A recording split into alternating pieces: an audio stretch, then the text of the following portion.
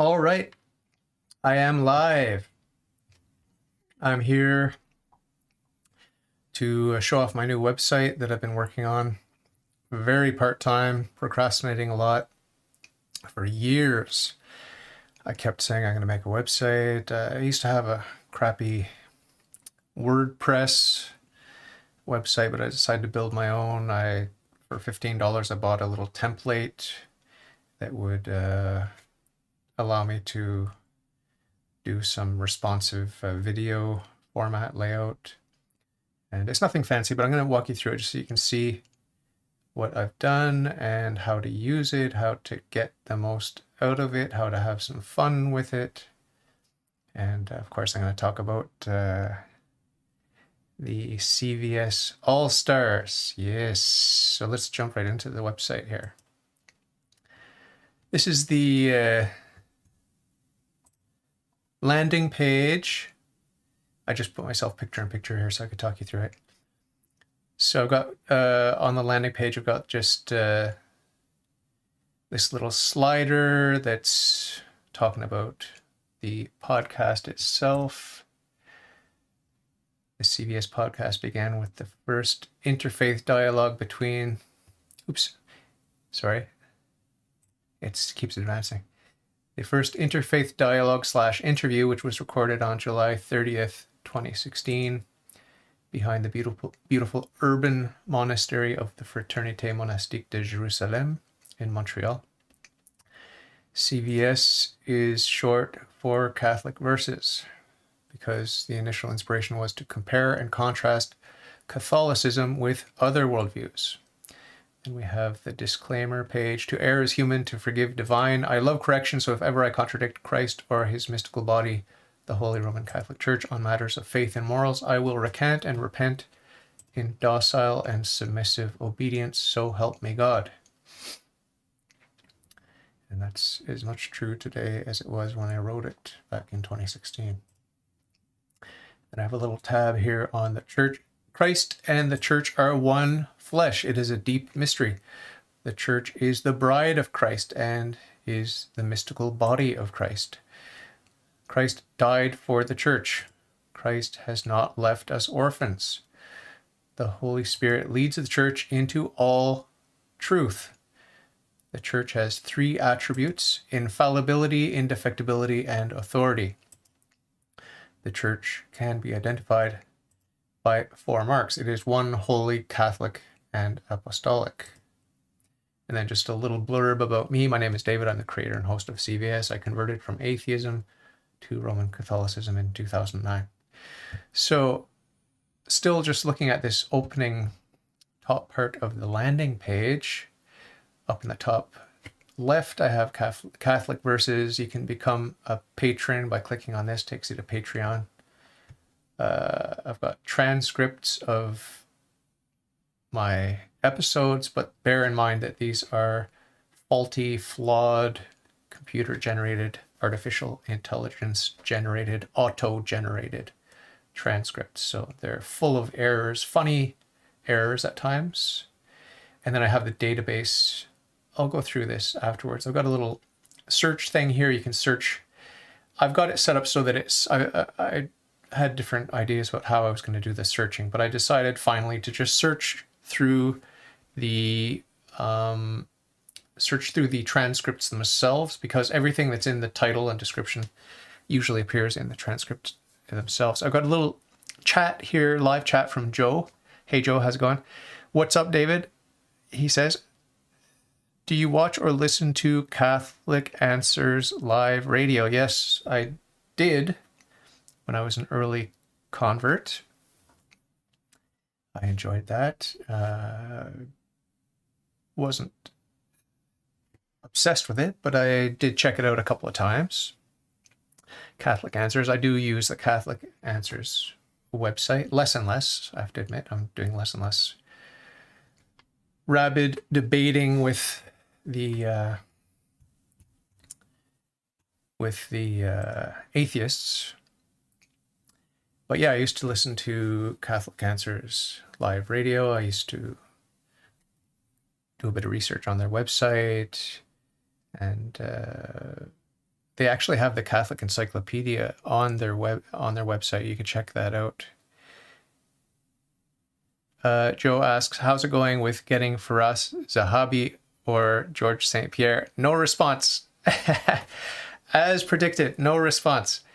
So Joe, you can keep chatting to me. I'm going to get back to walking through the my exciting new website. So I'm going to take you down now and just show you the categories section. Got CVS Live, Live Guest, Meta, Verses, and Verses with an E. That's for the Bible stuff. I didn't get too deep into that just because it's a very foreboding task.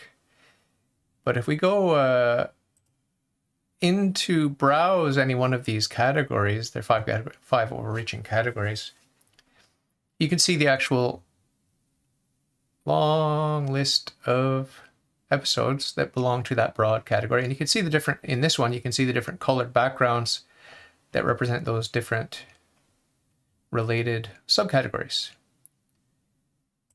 And if you want to just see what those subcategories are, you can click on the related tab. So I've got my little series on authority. I've got early episodes where I talk about the I was experimenting with a lot of stuff, but mainly I ended up doing the highlights from my reading of the documents of Vatican II. I've got the fundamentals for Ott's fundamentals. I do want to continue with that. I probably will continue also with the early subcategory because I want to keep reading the highlights from Vatican II. But the fundamentals one for sure, I have to finish that. Ott's fundamentals of Catholic dogma. Then you've got Lefebvre. I'm not going to continue with that just because it's like I don't care about the SSPX or whatever it's called. Just don't care. I'll debate or discuss it with anyone that wants to, but not that interested. Then I've got my rants subcategory where I just do things like what I'm doing now, just blab, chat about whatever's on my mind. And the refutations where I talked about those 500 so-called arguments against Christianity. And you can check out those. Then I have a little about tab, which just talks about what each of these categories is all about.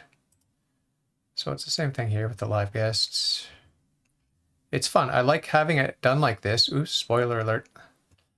I like having it done like this because it helps me find stuff and it helps me to create sort of like playlists. I've got only two related subcategories of the live guest segment, which is groups and solo. Solo being one person, groups being more than one person. So a solo interview would be myself and the guest. A group would be myself and two guests. So it has its own little about blurb. You can read that at your own leisure if you want. Here in the meta, got all those episodes, including the Rosary series. That's one of the subcategories. You can see about just the regular meta rants and the Rosary series. And of course, the little about tab. For the verses, this one's quite a famous one. Got lots of videos here. You can see all the atheists there, and then the Catholics and Jews. These are the related subcategories: atheist, Buddhist, Catholic, Hindu, Jew, Muslim, other, Protestant, and Sikh. And again, the about. You can read that at your leisure if you're interested. And then Catholic verses with an E, like verses of the Bible, chapter and verse.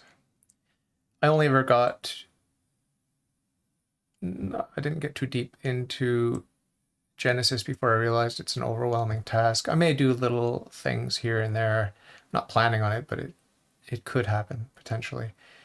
For the related, just as placeholders, I thought it was cute to have all of the books of the Catholic Bible there. So, as usual, the little About tab. So that's that. Now for the exciting all-star guests.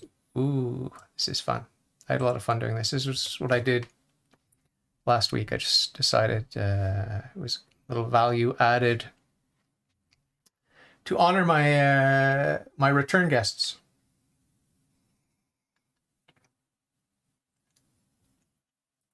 And I'm going to start bugging people based on their ranking. Like, hey, let's nudge you up from tin to bronze, bronze to silver, silver to gold, and gold to platinum. Platinum's the top tier. And you can see my friend, my brother, Matthew Murdoch, has the top spot, and he will continue to hold that top spot for the foreseeable future, because I've got a bunch of archives that I'm dipping into now. I'm just going to start to dip into them. Just last night, for example, I added retroactively backwards in time this one, Matthew versus Brenda. That was from back in August 2019. So I'm going to start dipping in and adding, slowly adding some more Matthew Murdoch as time goes by. And all these links are clickable. You can click on them. I'll show you that afterwards. But I just want to browse through and see who we've got here. So this is a bit of a simplified browse because it only shows the episodes for that person.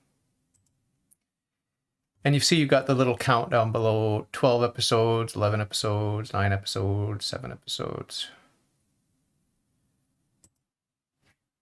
Oh yeah, I added this one today, family. There's a picture of me from 10 years ago. You can see that how my hair wasn't gray.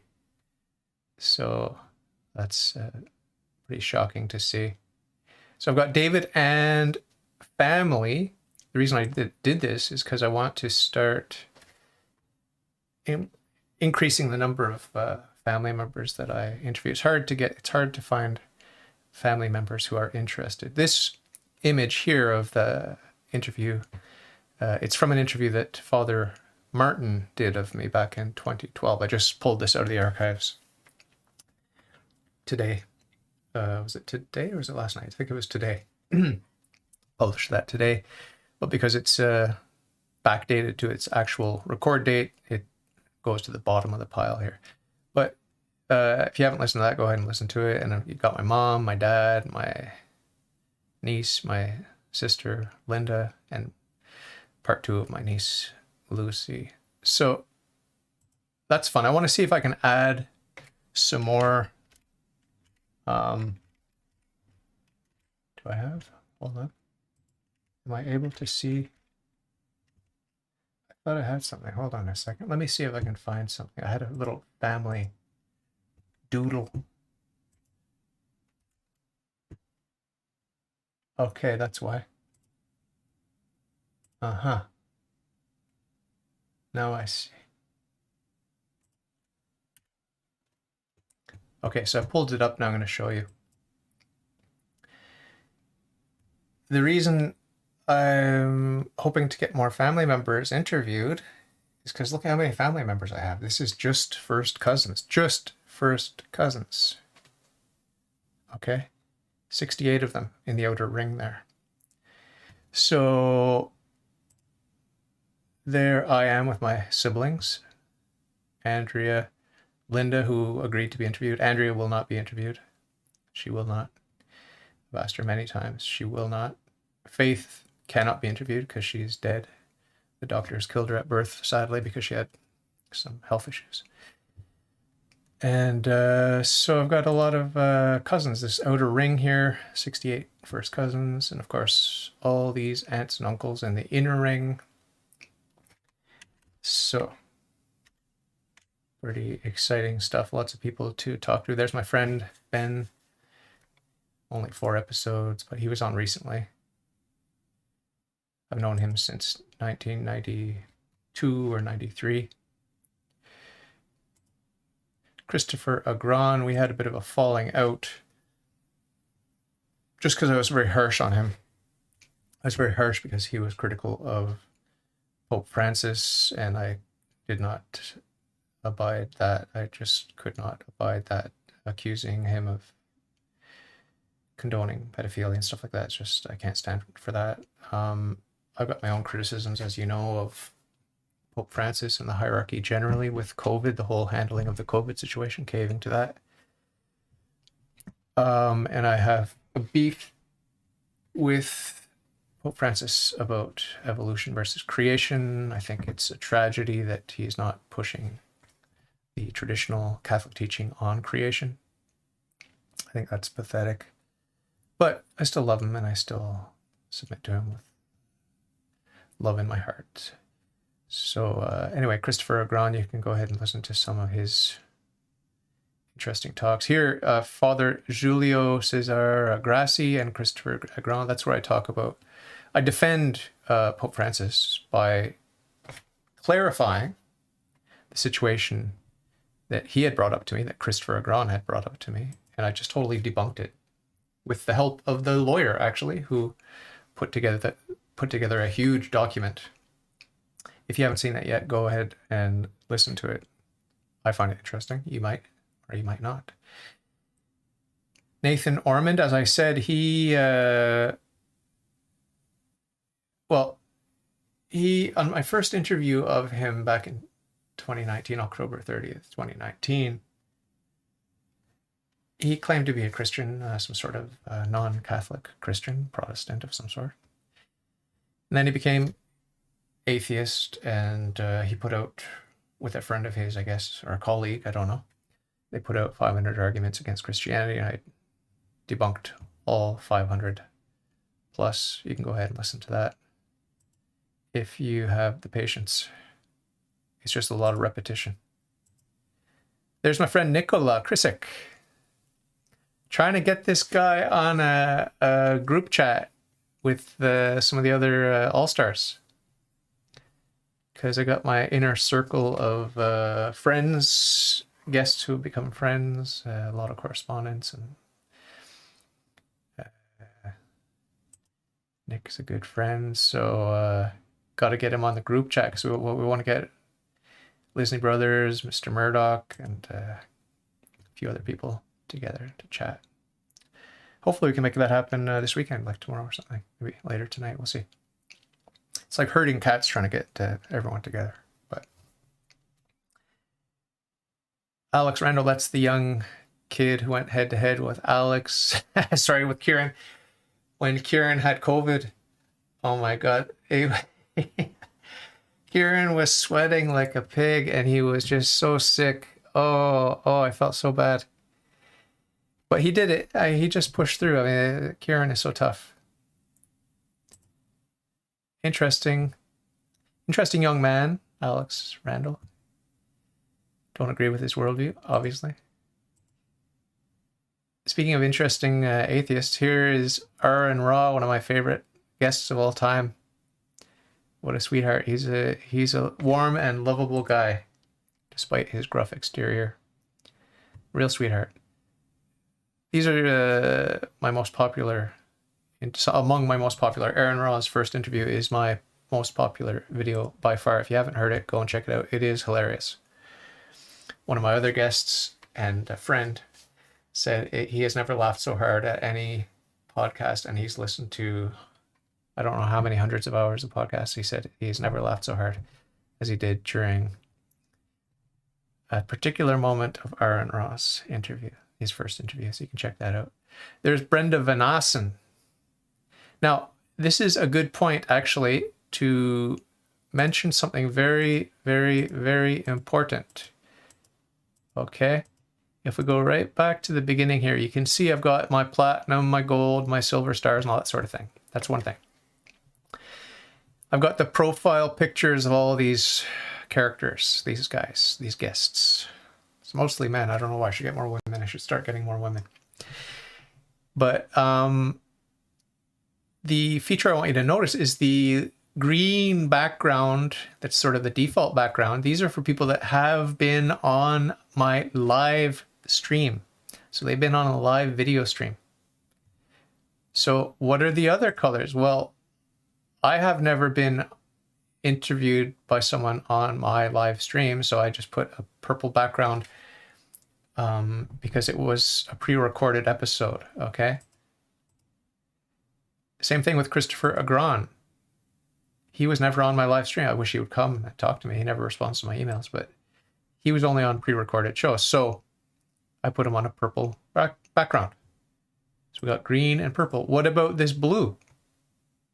Well, the blue is very interesting. The blue is for people who were on a pre-recorded show or a live stream, but with the proviso that I didn't show the real face.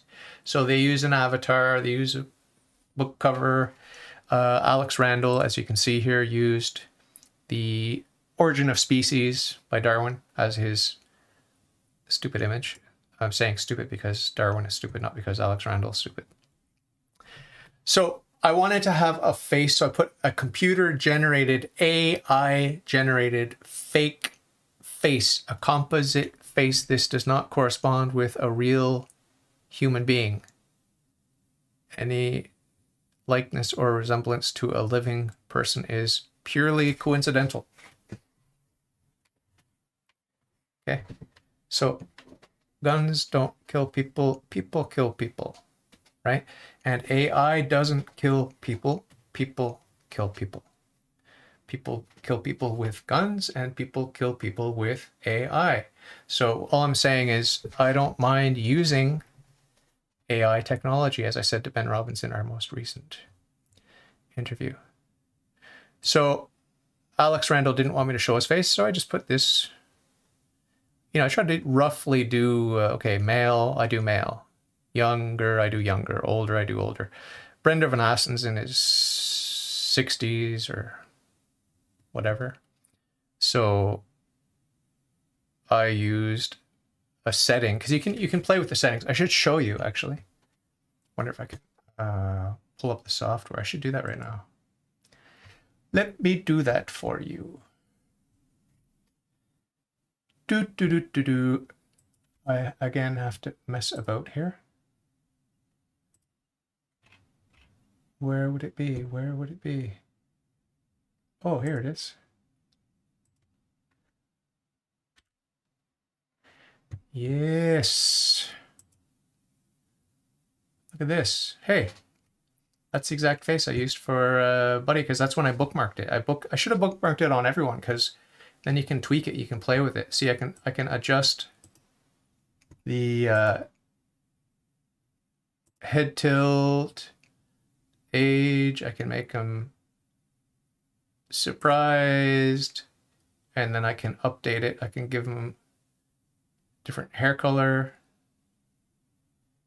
Let's see, what should I do? Should I give him blonde hair? And then I can update it. Ooh, he's surprised. Some of these are really silly. Sad. You won't see much sadness, I don't think, in his eyes. That does not look like sadness to me. Angry. No, that's not, I'm sorry, that's not angry. Right? That's like, hey. So let's turn it into a female and do top down.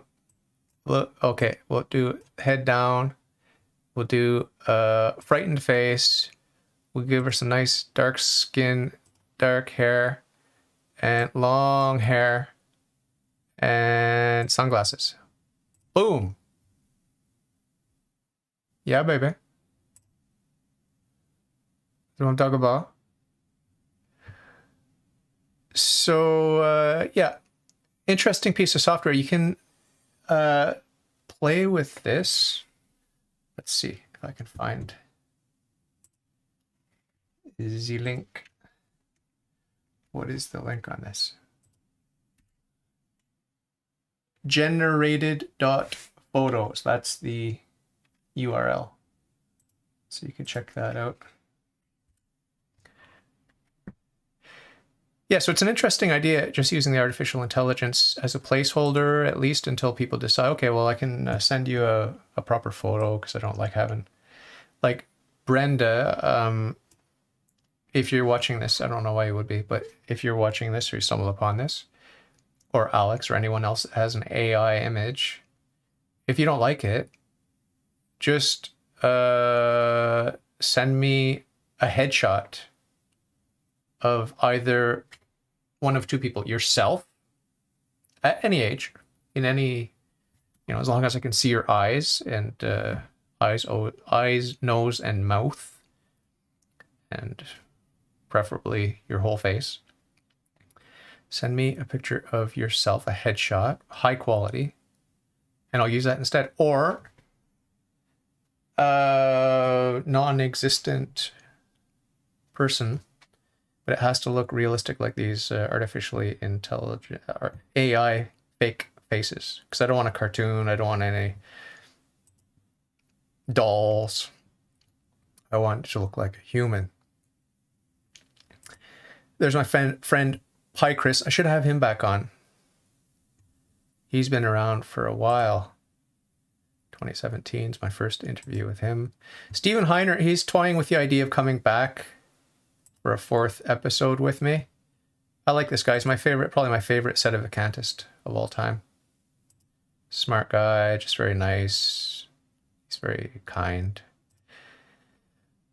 Lives in Paris, France, so the time zone thing's real problem. He's busy. Lots of stuff going on with that guy. Their child. If you haven't listened to these yet, go ahead.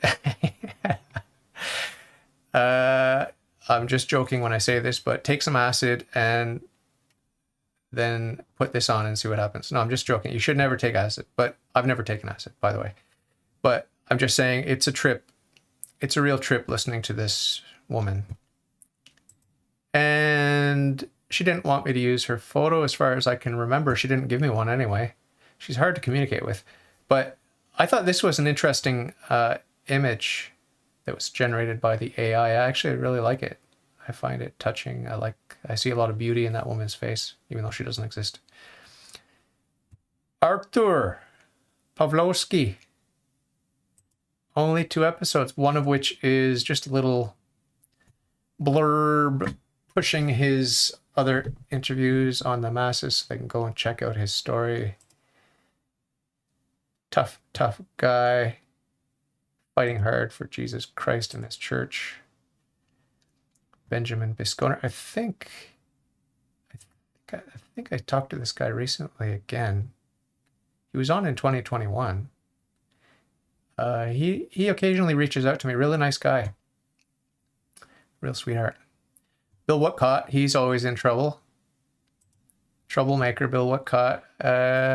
He sometimes you win some, you lose some, with these battles with the government and the court cases and all this sort of nonsense with the so-called gay pride parade, infiltration, and all that sort of stuff. He's quite a character. I wish him well, and we communicate sporadically by email. Good Christian man with a lot of guts. Hey, my friend Carl Olhoff. Yeah, he's been on twice. Sharp young guy. And he promised me he'd come back mid-May or end of May. So we're there now. I mean, it's beginning of May now. Hugh Owen, one of my favorite guests of all time. He is an Eastern Catholic of some rite, Byzantine or whatever, I don't know. Eastern Rite Catholic. He may be one of the few living saints that I've had the privilege to meet. I don't know. God only knows. But he seems like a very holy and saintly, patient, kind, generous, thoughtful, intelligent, loving man. The big family. Wow. I mean, I should be ashamed just comparing myself with this, just walking the earth, the same earth with this man, because he's walking the walk. Amazing. And he's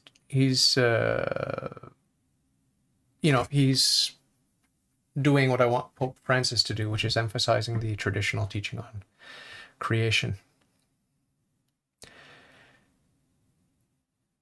Jeremy Best. I did reach out to Jeremy Best again recently. He hasn't responded. He's a feisty little guy, very fun guy to chat with about the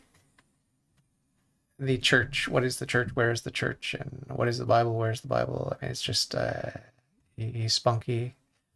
He never gives me a satisfying answer because there is no satisfying non-Catholic answer to my questions, but it's fun chatting with him. Hopefully he'll come on again. He did actually, this is one of those cases where he did send me a photo of himself. I just can't find it. I have an inverted one that's colorized as desaturated monochrome, and it just doesn't look good. So I wanted a realistic thing. So just as a placeholder, I put this one. But I'll send Jeremy Best another email saying, hey, give me a nice headshot, please, so I can replace this placeholder. Joel Pearson, one of my favorite atheists, real sweetheart. Nice guy. He's got some edge too, but he's nice. Right? He can be cutting, but he's nice. Just like Aaron Ra. Well, there's the big differences in personality, but they're both edgy, but nice. John C., I did 2 interviews of this guy. I'll have to go back and listen to them. I can't remember exactly what it's all about. But I seem to remember he had a lot of personality too. Speaking of personality, wow, Kent Hovind. Wow, what a guy. I love my interview that I did with him, and I love the responses that I gave. I went through and I sort of picked apart some of his silly Protestant ideas and propaganda. Kevin Mark, this is or he was anyway, before he moved to the US, he was the head of the Canadian branch, or whatever you want to call it, of the Colby Center. The Colby Center, of course, being that creationist body founded by, created by, headed up by Hugh Owen. So that's how I met Kevin Mark. Or was it the other way around? I don't know. But anyway, only 2. I can't believe it's only 2 episodes. I should have him back on.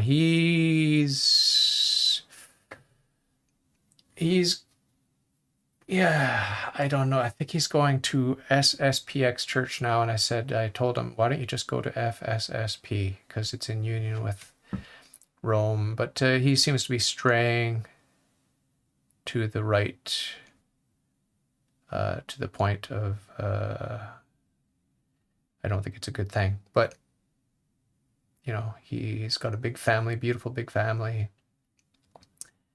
And he's a serious man of God. Another one of these holy men with a big family. So, love the guy. I hope he comes back to... Well, I don't know if he's left union with Rome or not, but start dabbling with SSPX. It just seems pretty dangerous to me, right? You've got the FSSP.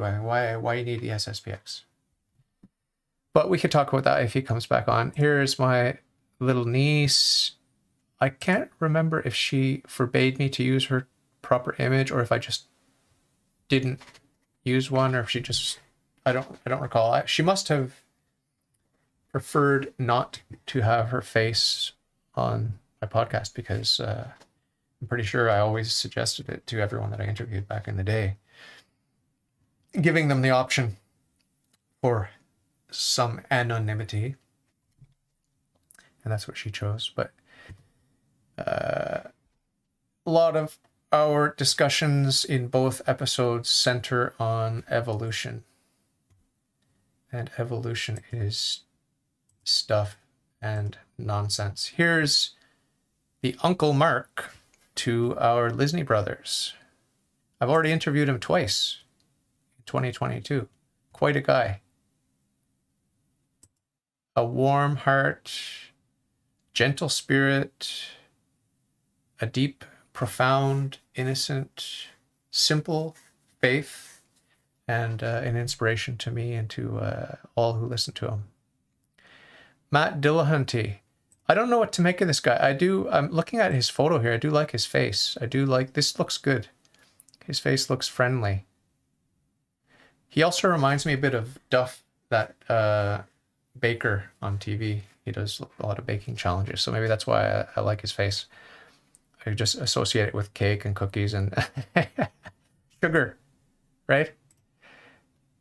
But I have my call-in that I did to him way back in 2017.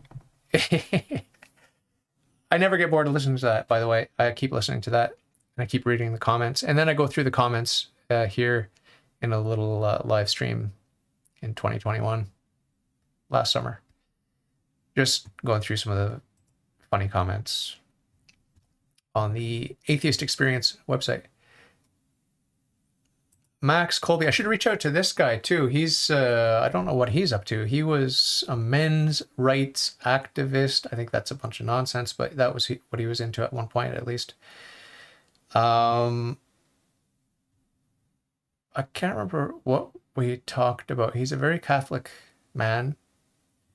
I'd be interested to talk to him actually about COVID, right? Because, I mean, he seems like he'd be pretty radical about COVID. I mean, if he just is docile and submissive and obedient to the governments of the world, I'd be very surprised. You know, he's a edgy guy. Robbie Dillon. Oh yeah, I found this photo of him.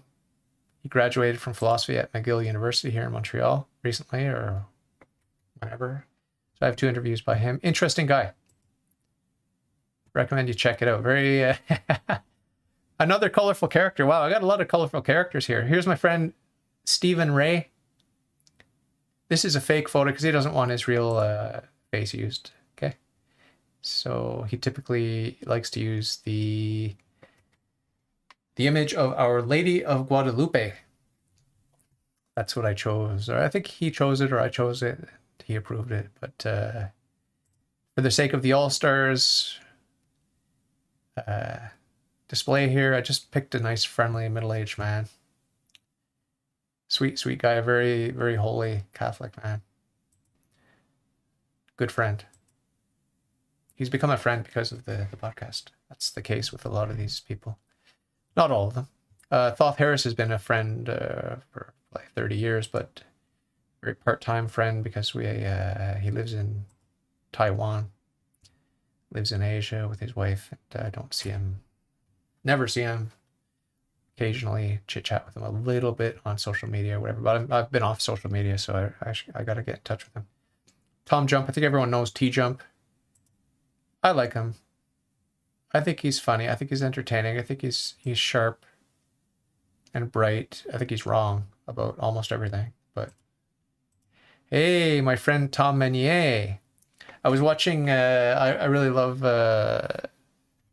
Joan Armatrading. I was watching recently a documentary about Joan Armatrading. If you don't know her, she's like a black feminist folk / pop / rock singer, composer, songwriter, producer. Like she's like a jack of all trades when it comes to music.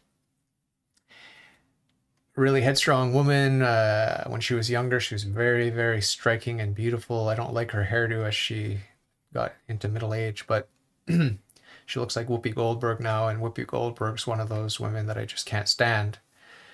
Even though I respect her, she's got a certain charm and elegance, and not elegance, but eloquence, and just her politics drives me crazy. But she's always aggravated me, just something about her acting. The way she acts in movies, I just cannot watch Whoopi Goldberg. But anyway, Joan Armatrading, she's starting to look like Whoopi Goldberg later in life, but when she was younger, she's beautiful, and not that it matters, but it's inner beauty that counts. But what a voice. What a voice. If you haven't heard the early albums of Joan Armatrading, go check it out. But I was listening to this documentary, and I happened to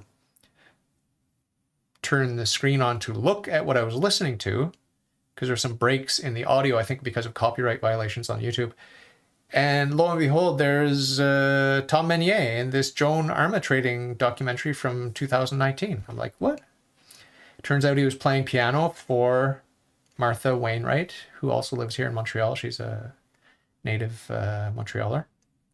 She's the daughter of Kate McGarrigle, Kate and Anna McGarrigle, famous folk pop duo. Beautiful, beautiful. If you haven't heard the McGarrigle sisters' music, go listen to their early stuff. Amazing. And go listen to Kate's ex-husband's folk music, Loudon Wainwright III. Go listen to this music. If you like folk music, check out that family. I can't say that I'm familiar with the kids, Martha and what's the gay guy's name? Rufus. I'm not familiar with their music at all. Not interested, just because I'm assuming it's not good. I should check it out. Maybe it's good. In any case, Tom Menier was there supporting Martha Wainwright on piano, doing a cover of one of Joan Armatrading's famous songs, Me, Myself, I. I like the song. I think it's very catchy, and it's not my top favorite, but it's definitely in among those songs that I love. And I can't listen to that song on repeat, but it's a good song. It's got some catchy parts to it and some interesting lyrics. My favorite song by Joan Armatrading is Turn Out the Light. Turn Out the Lights, just because of the voice, the sentiment. It's all about, fornication. I mean, it's just sex outside of marriage. I mean, I don't approve of the message, but oh my God, the sentiment and the voice and the music, it's just, it's amazing. So I don't condone sex outside of marriage, but she has a way with her voice of just going so deep. Amazing. Check it out. Anyway, Tom Menier, great guy. What a guy. We became instant friends when we met. We met through Ivan Freud, one of my guests. I'm hoping to have Ivan back soon, but instant friends with Tom Menier because he's a kindred spirit. He's edgy. He's funny. He's very expressive. He's smart, and he's a truth seeker. And if you'll pardon my language, he's a shit disturber. And so I love this guy, and we clicked right away. Well, from my side, I don't know. He might just think I'm an annoying a-hole. I have no idea. But anyway, I like him. Tom Menier. I'm going to see him tomorrow morning at church. He's going to be playing his grand piano. Not his grand piano, but the grand piano that they rented or bought at my old parish, Saint Enfant Jésus. If you're in Montreal, if you're listening to this and you're in Montreal and you like music, even if you're not religious, come tomorrow to Saint Enfant Jésus de Mailand. It's by Saint Joseph and Saint Laurent, by the park there. Second oldest parish in Montreal. It used to be my parish, and they've got a hip young priest there. He's a cool guy. What's his name? Father Vadnais, Bernard Vadnais, if I'm not mistaken. I confessed my sins to him. I did a general confession to him probably 2 or 3 years ago when he first replaced the parish priest who had left at that time.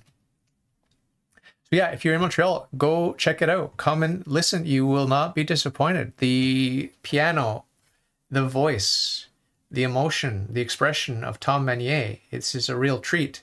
Now, I'm not trying to turn the Mass into a rock and roll concert or a folk concert or whatever, but he's singing Catholic hymns. And if you know me, you know that I'm not easily moved to tears, but I was moved to tears by Tom Menier and his rendition of the Ave Maria, in particular, his singing, the singing of the Ave Maria. Of course, the piano was beautiful as well, but that voice and the way he uses his voice, this man is in touch with something deep and profound, and there's a lot of emotion, there's a lot of spirituality, and very, very exciting. Is it too exciting for the little old women at the parish? I don't know. I was looking around wondering, are they shocked because I'm shocked. I would, you know, it's definitely going to wake you up. Okay, if you've been to 1,000 Catholic masses and you think you know what the Catholic Mass is like in terms of the liturgical music, the hymns, you ain't seen nothing yet until you come and watch Tom Meunier. Mind-blowing. I love the fresh air that is sweeping in to the church with people like this. It's what we need. Is it too much? I don't know. It might be. I would have to talk to some of the older ladies and find out how they're adjusting to this almost tornado of fresh air. Because normally you hear some just timid, restrained organ music, and it's nice, but you don't feel the wave of realness, that edge where you're riding on a wave. That's what I felt with Tom Meunier. I'm in the moment. There's danger. There's expression. Oh, wow. I was transported. So I've gushed enough, I think, about Tom Meunier, but if you have a chance to go see him, he also does concerts with his friend and my new friend, Dave Sanders. If you're a Montreal music lover, you'll know who Dave Sanders is. I saw him actually at Martha Wainwright's bar, the Ursa on Park Avenue, last Saturday night. So Saturday night, Tom Meunier and Dave Sanders and the band were playing all kinds of really great music all night long. And then somehow he got up, managed to get enough sleep and get up, and Tom showed up at church. And he looked good, he sounded good, and I don't know how he does it, but amazing, amazing. Check out the music of Tom Meunier, and if you can check him out with Dave Sanders too at sometime, that would be quite an experience if you're in Montreal. Moving on now to my controversial, probably one of my most controversial guests, Uzi. Oh, the language on this guy. I mean, I have to admit, I can't control my language too well because I just am in the habit of using bad language, foul language. But this guy in his first episode just goes to town. I actually made a song about it, using some of his crass language in a sort of a rough and ready track that I put together. Wow, those are the All-Stars. What do you think? You want to join the ranks? Well, just hit me up, email me, and you can become an All-Star. Become rich and famous like these guys. See, they're all rich and famous now. Just kidding. So, my most popular videos of all time are in Raw's first interview. And then I've got Michael, what's his name? Michael, well, I should know. Anyway, I've got Matt Dillahunty, Graham Oppie, Kent Hovind. What's this Michael guy's name? Let's click on it and see. Oh, Michael Jones. Yeah. So when you click on any of the videos, this is where you end up. You end up on this YouTube playable thing, and it plays. Neither here nor there what the test was. Hi, my name is Michael Jones, and you're listening to Catholic versus... I was a bit rough on this guy. Just the chemistry was not good. I didn't like him. I can't help it. I mean, it's just like I like you or I don't, and I just didn't like him. Okay. So he's got a large following, it turns out, and a lot of people like him. I just had bad chemistry. I had bad chemistry. Maybe I was having a bad day. I don't know. But when I listen back, I do feel bad because I was a little bit rough and rude with him.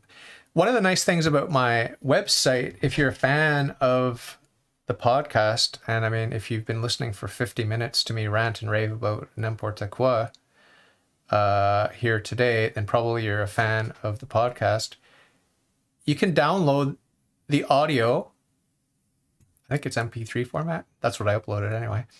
And you can download all the video. I don't know why you'd want to download an audio only video, but you can if you want. And there's the transcript. Hi, my name is Michael Jones, and you're listening to Catholic versus Protestant. So just tell us a bit about yourself. Hey, this is a pretty good, for machine generated, it's pretty good. It says, these transcripts are generated automatically and are therefore unformatted and replete with errors. That's what I said. I just gave that little proviso there, a little warning. Unformatted, no real punctuation that I can see. Probably lots of weird. This looks pretty good. We must have been speaking pretty clearly. So as you can see here, the links on the side, download the audio, download the video, or you can just listen or watch in place. And if you scroll back up, you get to this. And of course, you can click on the YouTube thing and watch it right on YouTube. Each of these will bring you to the database. If I go to the actual overall database, just by clicking on database, you get everything, and you can sort by date. So the most recent one here, Michael Schmidt, if you click on that, there it is. Ding, ding, ding. But if I go back to the database, you can sort everything by category, ascending, descending order, subcategory, sort by name. I don't know why you'd want to, but you can sort by code. If you're me, then you need the code sometimes to do some technical work behind the scenes to add an image or whatever if there's an image missing. So if we look at the verses with an E, not that much to see. Meta rants, it's all there.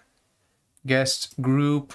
Okay, these are the ones with more than one guest at a time talking. There should be more of these to come because I'm going to start trying to invite people on. If I look at the solo guests, these are only live.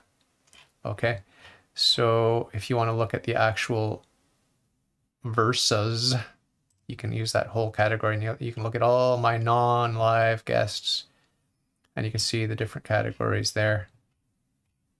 Only a few, couple of Muslims here. Mohammed Zahid Siddiqui, he was a sweetheart. And then this post-mortem is a guy that just was just not cool. Not cool. Not cool. Did not like being challenged.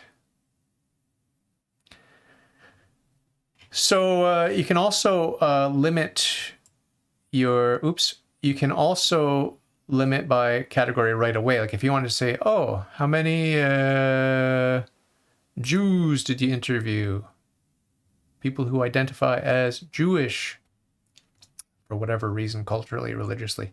Obviously, Rabbi Kremezi is a religious Jew, okay? But some of these Jews are cultural Jews, like Athena, Jana. It's funny, I don't have a lot of women on my podcast, but it seems like the Jews are replete with women. I've got Natalie. That's a friend of mine using a fake name. Dr. Abraham Whitesfield, I've known him casually as an acquaintance for years, many, many years. I don't know. I didn't have great chemistry with him in real life, but he was a good guest. He has a lot to say. He's very political. He's very pro-Palestine. And so it's a bit weird, but he seems like a smart guy. He seems like he cares about the underdog, which I'm all in favor of that. I don't want to pick sides, Jew versus Muslim or whatever, but it seems like Palestinians got a raw deal. I don't know that much about it. I don't want to get into that stuff, but so yeah, there's a lot of stuff going on here. I want to show you now the transcripts. And I want to show you how you can search the transcripts. I've got all this data. Wow. But if you come in here and you just type in a keyword, let's say, what's a weird word? Potato. Is there an E on the end of potato? Potato. Okay, so the Lisney brothers. Okay, what are they talking about here? Pornography, but yeah, just in general, just wait. Disgusting. Sexual exploitation. Google watches for keywords. It's because it's YouTube. I'm sure Dave will be fine because it's just small. Yeah. I'm a small potato, I say. Yeah, so how do you talk about it to okay, so I guess someone must have mentioned something controversial. Maybe one of the brothers mentioned pedophilia or something like that. I don't have any problem mentioning pedophilia or anything else on my channel because I'm so small beans, small potatoes that it doesn't really matter. I'm just using this as potato as an example, by the way. I've never done this keyword search before. Okay. I was just curious, in how many years has it been? Like since 2016, 17, 18, 19, 20, 21, 22, 6 years. That should be easy math. It's been about 6 years. And so in hours and hours and hours and hours of conversations and interviews, I just took a guess and said, I bet you someone's mentioned potato. Turns out there are 19 mentions of it. If you look up here in my search bar here, 19 instances of the word potato. So what's this guy saying here? I didn't know what I was tasting. Artificial flavored treats for kids don't really match the real world flavors. Do you know what I mean? Right, yes, I do. So yes, I do. Kind of strange. I mean, I used to eat all kinds of disgusting potato chip flavors too. Yeah, I can get behind any terrible I can get behind any terrible potato chips. But are you still a cheap chip eater? Not as much, and especially because my wife, I used to be a barbecue fanatic, especially a certain type of barbecue, like the cheapest brands of barbecue would have a sweetness, like a sugary sweetness to them. Yep. And the more sophisticated, expensive brands would be more savory. And I like the cheapy ones. But there's a lot of MSG, like I can still taste the MSG. But anyway, my point is that my wife doesn't like any flavor other than plain and salt and vinegar. That's it. So that's all I've been eating for the past 11 or whatever. I've been married for 26 years. So I guess for the last 26 years. But yeah, I try to avoid potato chips because like I'm the kind of guy that I can't just have one chip or 2 chips or 3 chips. I have to eat the whole. Like I'll just keep eating until they're if you're a fast eater, then maybe we'll go 50-50 on the bag of chips. So this is fun. This is fun reading this because I know that I was the principal one speaking there and talking about my wife doesn't like barbecue or anything. She only likes plain and salt and vinegar because she doesn't like the garlic that's in every friggin' flavor. And I'm also mildly allergic to garlic, so I'm sure if you're still watching this, you got a lot of patience, but I'm just going to do this because I'm obsessive. I'm just going to go through and look at all the potatoes here. It's like the gun debate. It's like guns don't kill people. People kill people with guns or with knives or with a potato or whatever. That's from my interview with Human Dawoodi.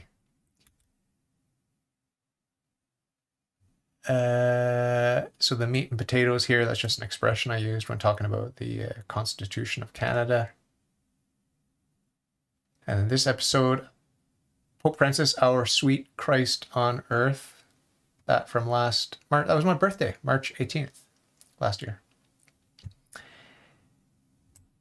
Went through a couple of people. Hope it ended up on his email, but I don't think it'll happen because he doesn't have time for small potatoes like me. Okay, so there's that phrase, small potatoes again. Meat and potatoes again. That's just a catchphrase. Couch potato. Indulging in every base instinct. So this is in my rebuttal of Nathan Ormond.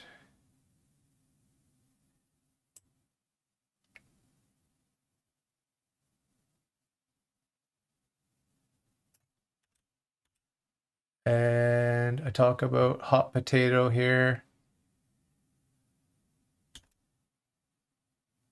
Meat and potatoes over discussion.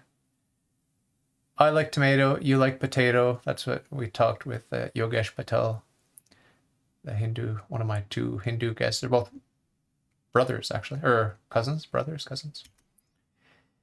And wow, here we got a lot of potato chip talk going on with Athena Matilsky. Remember I mentioned her, one of the cultural Jews, non-religious Jews.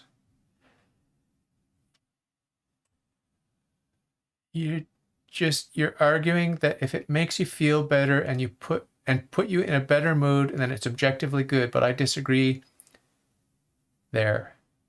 And why potato chips earlier, like you were eating potato chips that did no good to the universe. It's not so just for fun. Okay, what we're going to do is we're going to go and we're going to look at Athena Matilsky's, because this is like a research tool, right? Hi, Whoops. This is like listening to Cat. This is a research tool for me. So I've got this special plugin for Chrome where I can actually search. Potato doesn't have an E on the end of it, does it? So I can search the transcript here and it'll give me little links. See? So what's the first instance? It's all around 1909. Okay. Agree. Then why did you eat potato chips earlier? Like, you were eating potato chips that did no good to the universe. It's not serving God. It's not even serving your own body, because the oils and the potatoes themselves are not doing your body. So why do you eat potato chips? It's part of my rainbow diet. Yeah, no, honestly, I think that if we're going to go that way, if I can't masturbate, you can't eat potato chips. Let's make let's make a deal. If I can't masturbate, you can't eat potato chips. That's a good clip. I'm thinking of I'm thinking of using my website to find interesting phrases, little quotes, citations like this, and making music with it, just catchy, little quirky, funny music, because it's one of my hobbies, making MIDI compositions, just sort of poppy, silly, experimental stuff.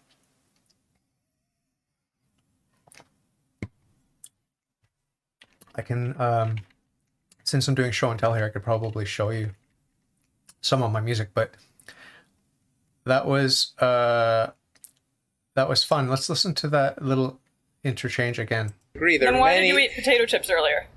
Like, you were eating potato chips that did no good to the universe. It's not serving God. It's not even serving your own body, because the oils and the potatoes themselves are not doing your body. So why do you eat potato chips? It's part of my rainbow diet. Yeah, no, honestly, I think that if we're going to go that way, if I can't masturbate, you can't eat potato chips. Let's make a deal. No more potato. No, I'm not going to shake to that. Yeah, I actually reached out my hand to shake hands on the deal. Like, I'm done with potato chips if you promise me you'll stop masturbating. So she didn't take the deal. When I joked about the rainbow diet there, it's because white contains all the colors of the rainbow. So everything I eat is white. So everything I eat contains all the colors of the rainbow. It's my rainbow diet. Potatoes, rice, white bread, carbs, and it's all white. So that's my rainbow diet. That's my joke, because a lot of these health fanatics say, well, you got to have a little bit of red, orange, yellow, green, blue, violet, purple, LGBTQ plus in your diet. But I just say, well, white contains the rainbow, so I'm on the rainbow diet with all my white carbs. It's a silly joke. It's a self-deprecating joke. I do eat, a variety of foods. It's not all white carbs, but it's predominantly white carbs. And I come from the British Isles, where I've been there. I've lived in England. I've lived in Scotland. I've traveled through Wales. I have never been to Ireland, sadly, but it's a lot of white carbs. So I've met adult men who have never had a vegetable other than a potato. I mean, that's a slight exaggeration, but that's pretty much, you hear them boasting about this sort of thing in the pubs. So, I was going to show you, just for fun. I'm getting inspired now to make music with the quirky lyrics, right? That thing about giving up chips and giving up masturbation, that sounds like it would make an interesting hook for a song. So let me see if I can actually find something. Do. Talk amongst yourselves while I research where is my music. Where would my music be? Where do I keep it? Where do I keep my music? Is it here?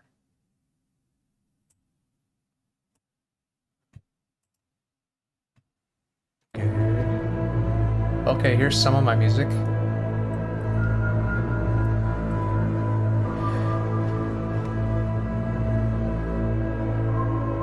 Pretty trippy.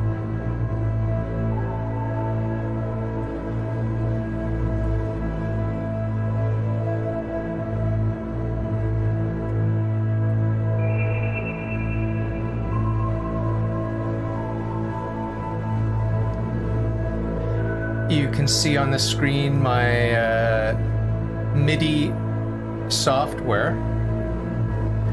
And this is a live experiment I'm doing. The song or the composition is called Doggy 1. Because it's the 4th experiment I did. I did alphabetical progression. A word, B word, C word, and my D word was doggy.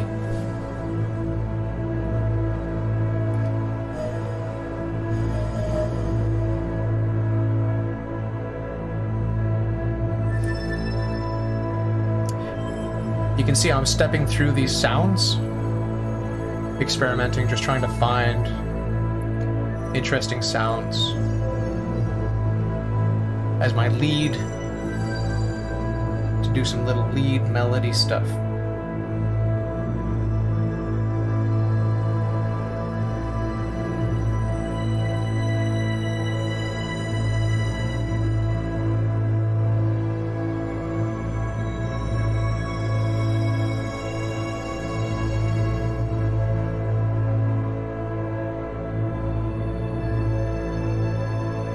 It goes on and on. It's pretty subtle drone music in this particular experiment, but I've done all kinds of stuff. You can see here, these are my little live experiments that I did 4 months ago. I forget why I had the opportunity to dedicate some time to that. I might have been off with my broken ankle, my hurt ankle. What kind of playlist do I have? Okay, I have my experimental music. Maybe I'll play this. Just a little sampling so you can get an idea what kind of experimental music I make. This one's with Uzi, that rough-talking crass guy.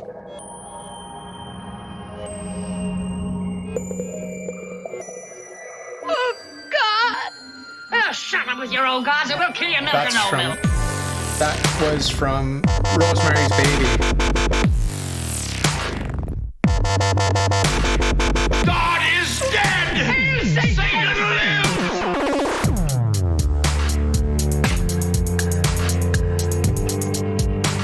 lives! Rosemary's Baby is where those samples came from. Rosemary's Baby. Satanism is a fucking state of mind. That's Uzi talking. So I'm sampling Rosemary's Baby and Uzi, so I called the song Rosemary's Uzi.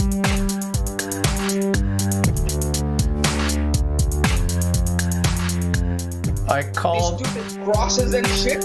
People are praying to that fucking piece of fucking wood every day of their lives. They're all fucking stupid as fuck. Excuse the language, eh?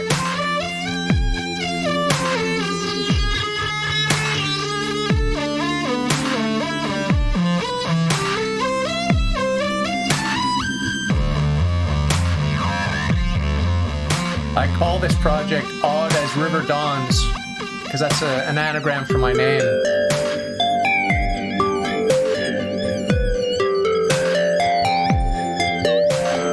They're all fucking stupid as fuck.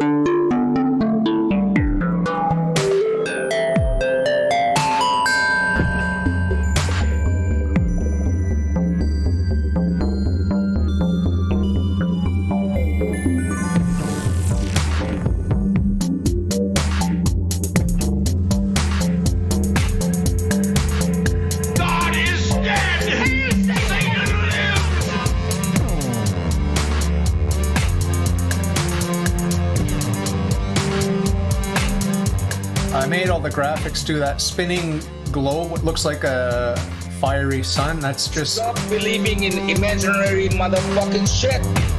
That's just a 3D graphics program where I You just... understand? Satanism is a fucking state of mind.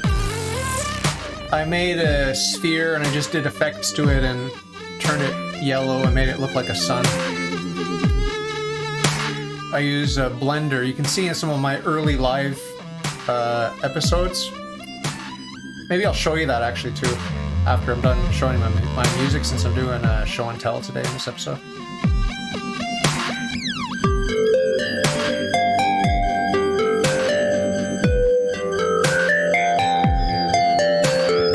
They're all fucking stupid as fuck.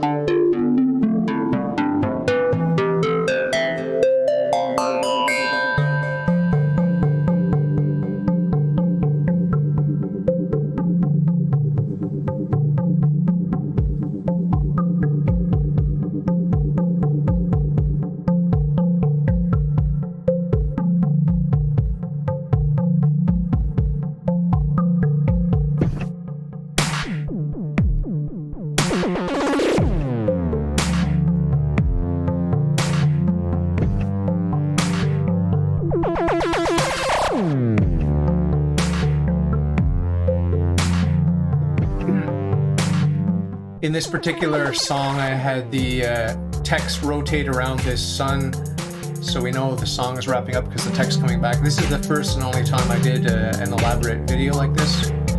The other songs are just much... Stop believing in imaginary motherfucking shit, motherfuckers. Much more plain videos. You understand?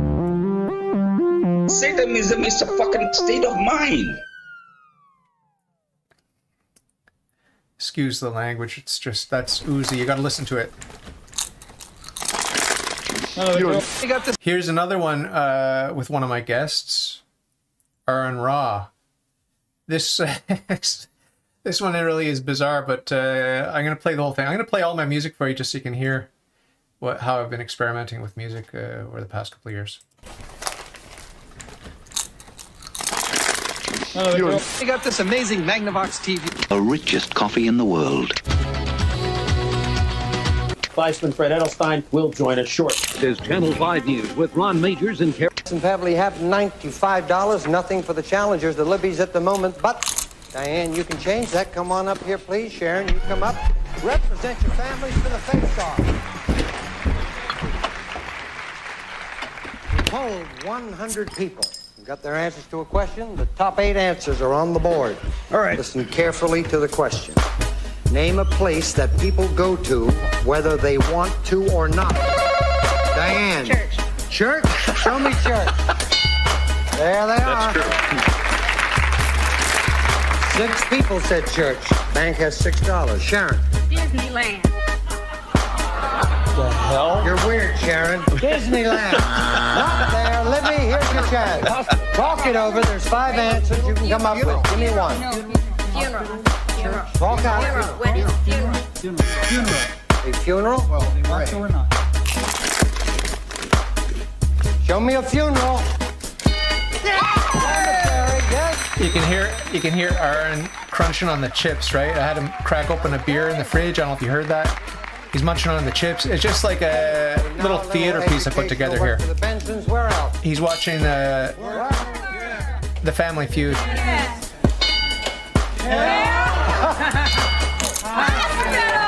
All right, you're on the board now. You have $38.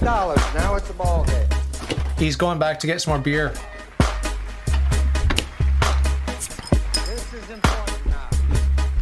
Now we walk back to the room. $5. You have $38 over here, Rich. And it's our third question. All dollar values are doubled. So we could possibly have a winner, but we're going to double them until we get a winner anyway. Here's the thing. It's all just fake Foley sounds I used. Are up there in order of popularity. Here's the question. Name something associated with Adam and Eve. Rich. Garden of Eden. Really? The Garden of Eden. Is this a comedy show? Give me an answer, Howard. Something associated with Adam and Eve. Apple. The apple. It's a fable.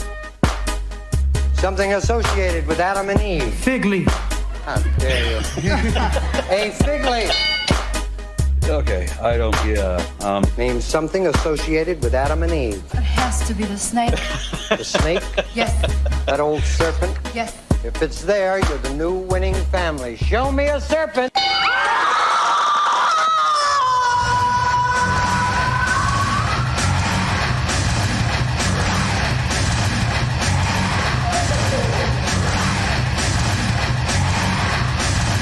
Jesus said that you had to obey every jot and tittle, and that anyone who doesn't will be called least in heaven.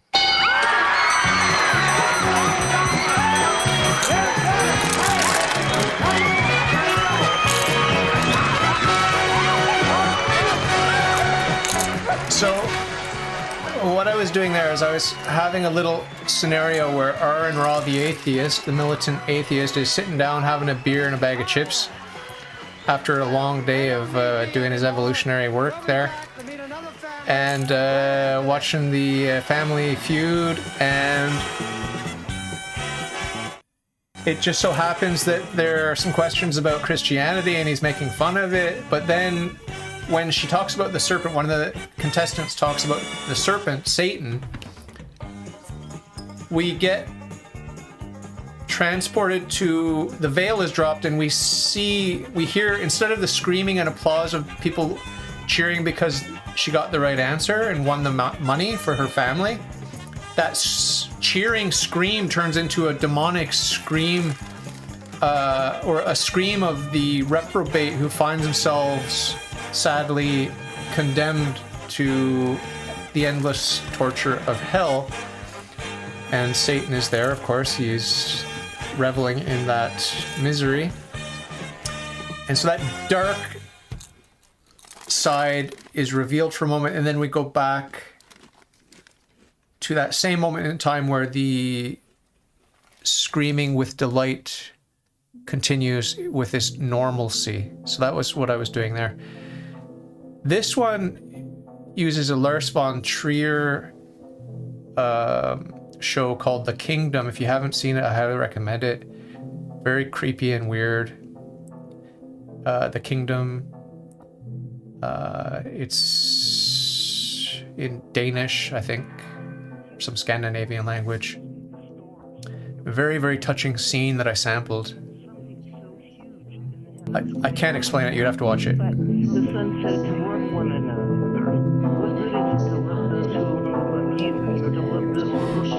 And the guest that I sampled is their child. If you haven't heard their child, go and listen to it. You'll get freaked out. It's just weird. I know there's a priest, Melchizedek, who said that he's always been and always will be. He didn't have no father or mother. My father's not a priest. My father is my father. He's perfect in every way. He's not good. Here in the video, you can see the ghosts appearing.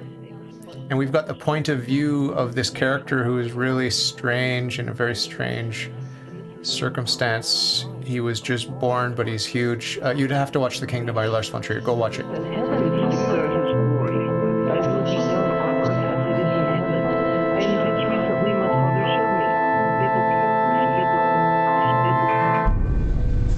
Skal vi ikke være gode venner igen nu, bror?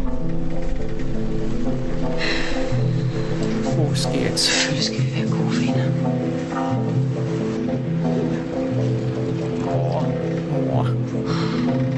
Skidt. Skidt.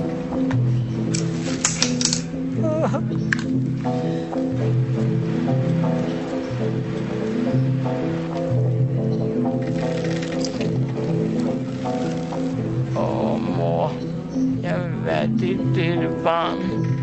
Fra nu af er det dig, der skal bestemme.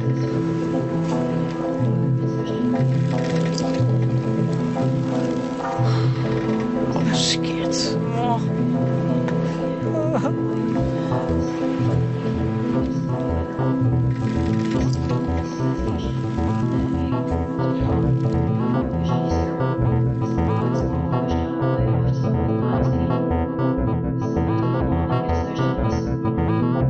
That scene that I sampled, you have to watch it. You have to watch the whole thing. It's a multi-part series, but you have to watch it. That scene that I sampled is so touching. between a mother and child is just it's so bizarre.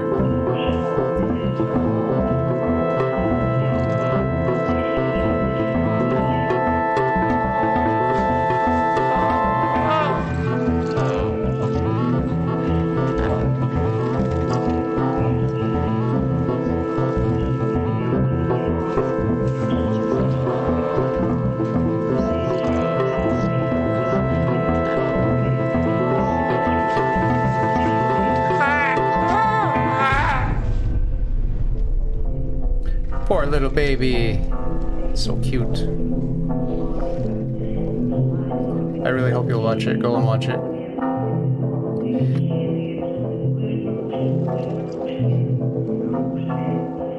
The Kingdom by Lars von Trier.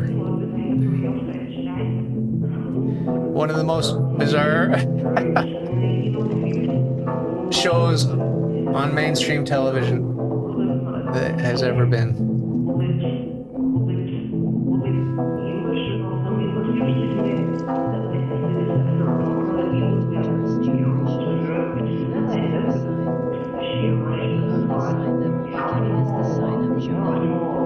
Very sad, this piece. Very sad.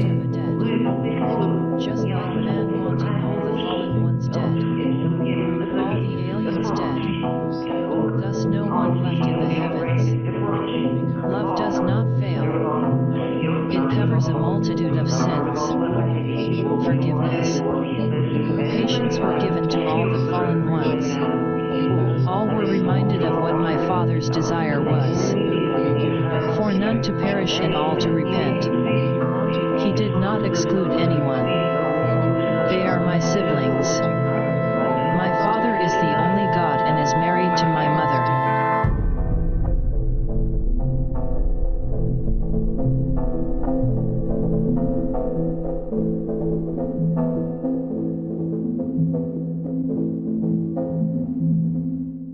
Go listen to Their Child if you haven't listened to it already.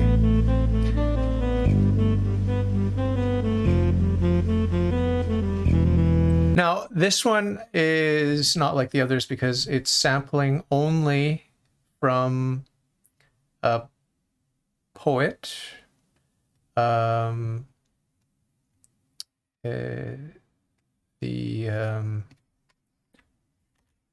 forgotten his name. I should know his name. Peter Hamill. Peter Hamill, who is the writer and singer from one of my favorite prog rock bands, Vandergraaf Generator. If you don't know them, go check them out. I sent a link to Tommy Menier recently, just so he could check it out. He'd never heard of them, the band. But the lead singer, the head man of the band, Peter Hamill, is a genius poet. I'm using that word very loosely.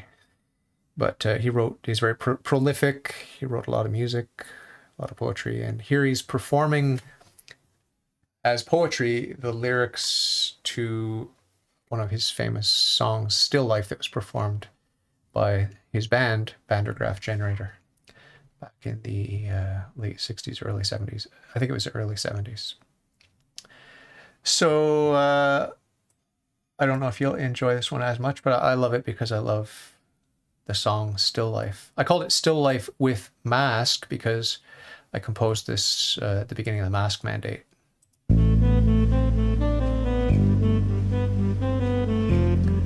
Love the sax, love it. It's all MIDI, it's all fake. I composed this on the computer.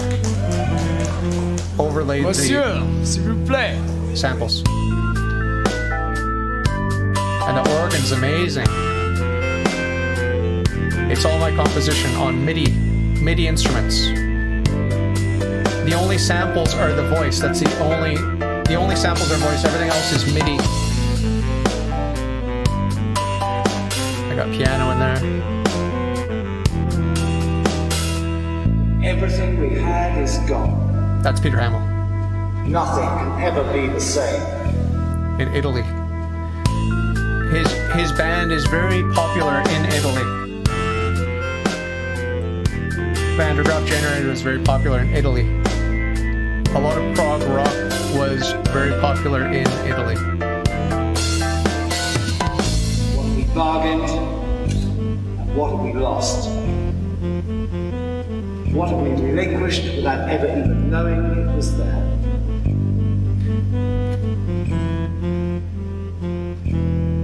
Still life. What have we bargained? What have we lost? What have we relinquished without even knowing it was there? This is all in the context of the government overreach and the compliance of the masses. That's why these lyrics stuck with me. I was listening to Van der Graaf Generator. What have we become? And it struck me that it was relevant. What have we chosen to be? We have gained. How do we now meet the cost?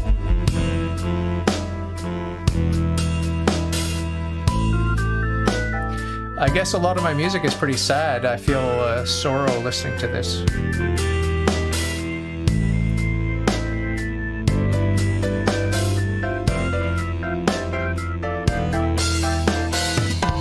What have we bargained? And what have we lost? What have we relinquished without ever even knowing it was there?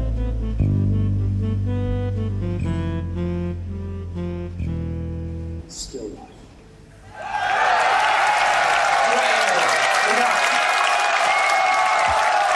That applause, by the way, is from a separate album, Van der Graaf Generator live album. I think it's Vital, if I'm not mistaken. This video may get flagged because of the introduction. Okay, I should introduce this song. I love, this is probably my favorite. When my wife and I were artists living in Belgium, we were invited to be interviewed by a radio station, a local small radio station in Belgium, outside of Liège, where we were living. And, you know, the music we made was experimental electronic stuff, simpler than what I'm composing now in MIDI, but just using keyboards and effects and stuff like that, and voice, and a few handheld instruments, melodium and stuff like that. So we were invited onto the radio, and before they played our composition, our song, they played Simply the Best. I forget what the real title of Simply the Best is, but Tina Turner. I don't believe she wrote the song. She may have written it. I'm not sure, but it's you know, it's always a song that I thought was just a corny pop tune, but I really we found it so strange, the contrast between Simply the Best and then our experimental electronic music that we played on this mainstream radio station, that we just sort of kept it as a funny association. So we would always, every time we would hear on the radio Simply the Best in our normal course of life, back in Canada or traveling around or whatever, we would always think about how our song followed that on the radio that one time. So it became sort of a running joke, and we started to have a special fondness for Simply the Best. So I made a little remix of it here with my own musical composition, all 100% MIDI instruments. There are no real instruments used. It's all MIDI music. If you don't know what MIDI music is, just go and look it up. It's electronic composition. But I've been doing it for years just as a hobby, just on and off, you know. I called this song Wild and Wired because that's how I understood some of her lyrics. But her voice is amazing, and I have grown to love Tina Turner since that time that we were on the radio with her. So I hope you enjoy this one.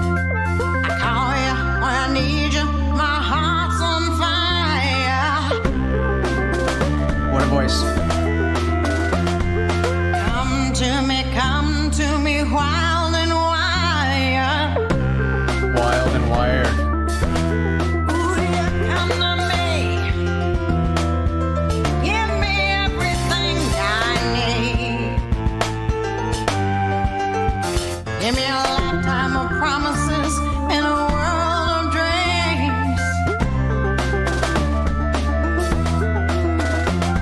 Speak a language of love like you know what it means.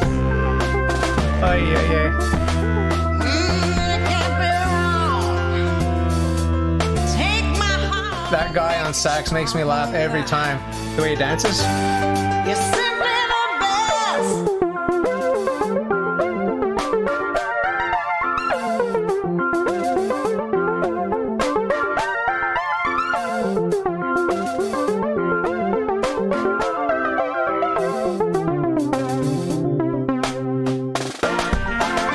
So this is one of my few songs that's not sad. This one puts a smile on my face every time. It's hilarious.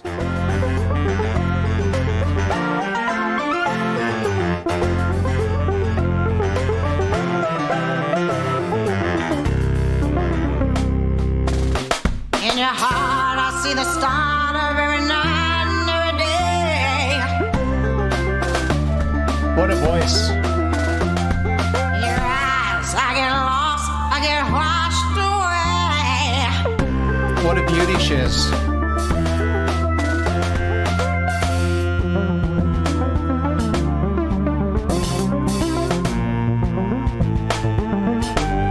You're simply the best.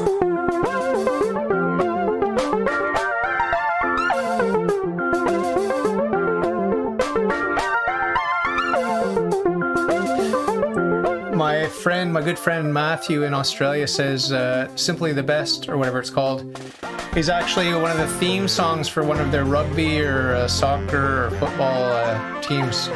So they hear it all the time. So he was interested to check this out. I sent him the link back in the day when I published this, whenever that was. Last year, 2019 maybe.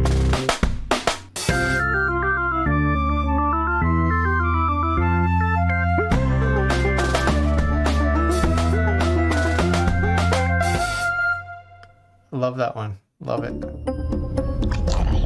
Okay, this one is a bit of a hodgepodge hot mess, but it's got a Vincent Price sample from one of his movies. He was a Catholic. He was a pretty devout Catholic, I believe. And we've got some David Lynch in here with Inland Empire. If you haven't seen that freaky movie, go and watch it. One of my all-time favorite movies of all time. It's demonic as hell, but it's so powerful and trippy. I mean, I like the absurd. I like, obviously I'm drawn to the dark side also, but I have now as a Catholic a perspective where I can be touched by the dark side and know that I'm firmly on the side of the good. But David Lynch exposes the dark side of Hollywood, the dark side of prostitution, the dark side, not that there's a bright side to prostitution, but you get the idea that he's lifting the rock and showing us the underbelly of society very often. And so it's a poignant movie, Inland Empire. I was very moved by it. I've seen it probably 4 times. It's very long. It's not for everyone. You may not enjoy it, but you can find it. You can watch it for free on YouTube. So this one's a little bit creepy, but bear with it and see if you like it.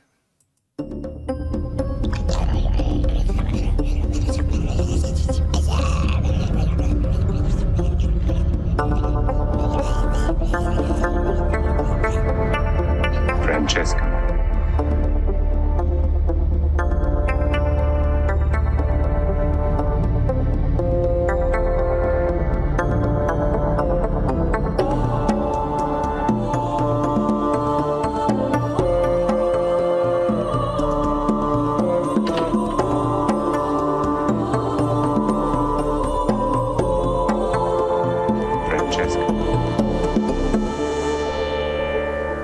My father imprisoned a friend of his in this room for 3 years.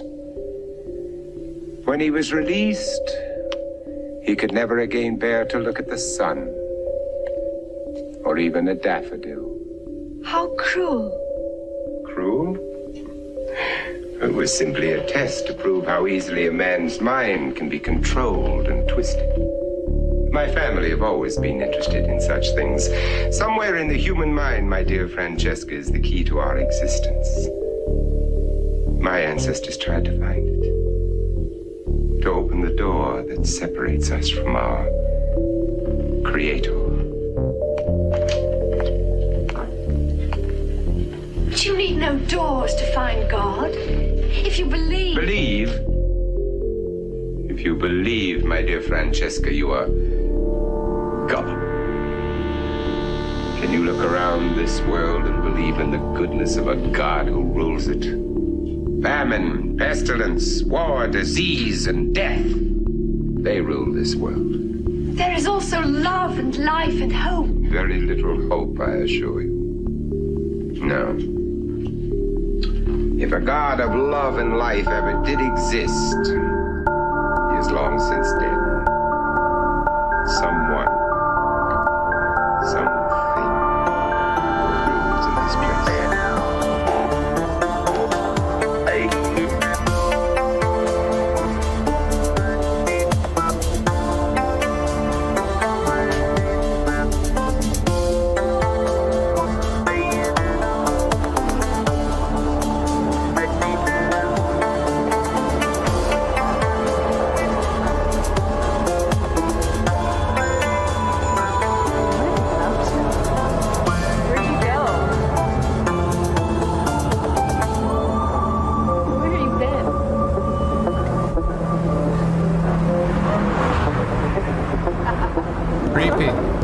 Someone's there.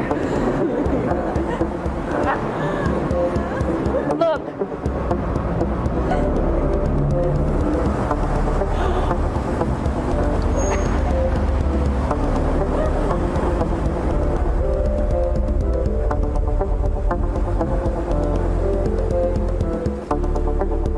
Hey.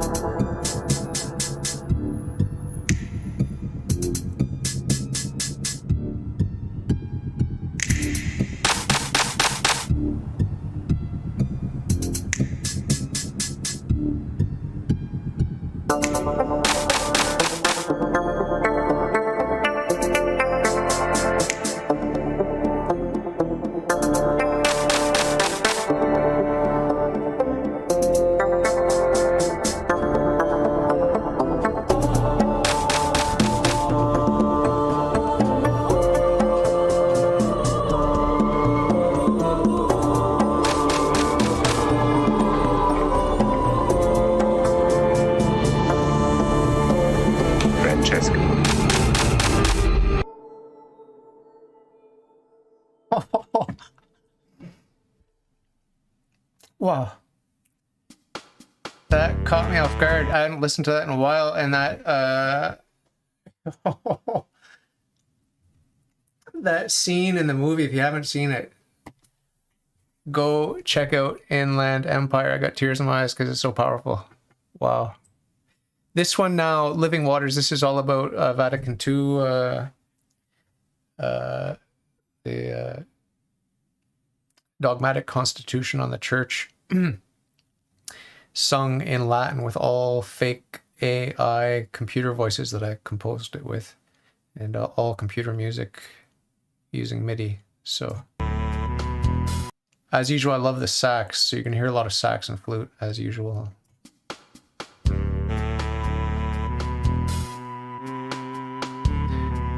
No real video to speak of here.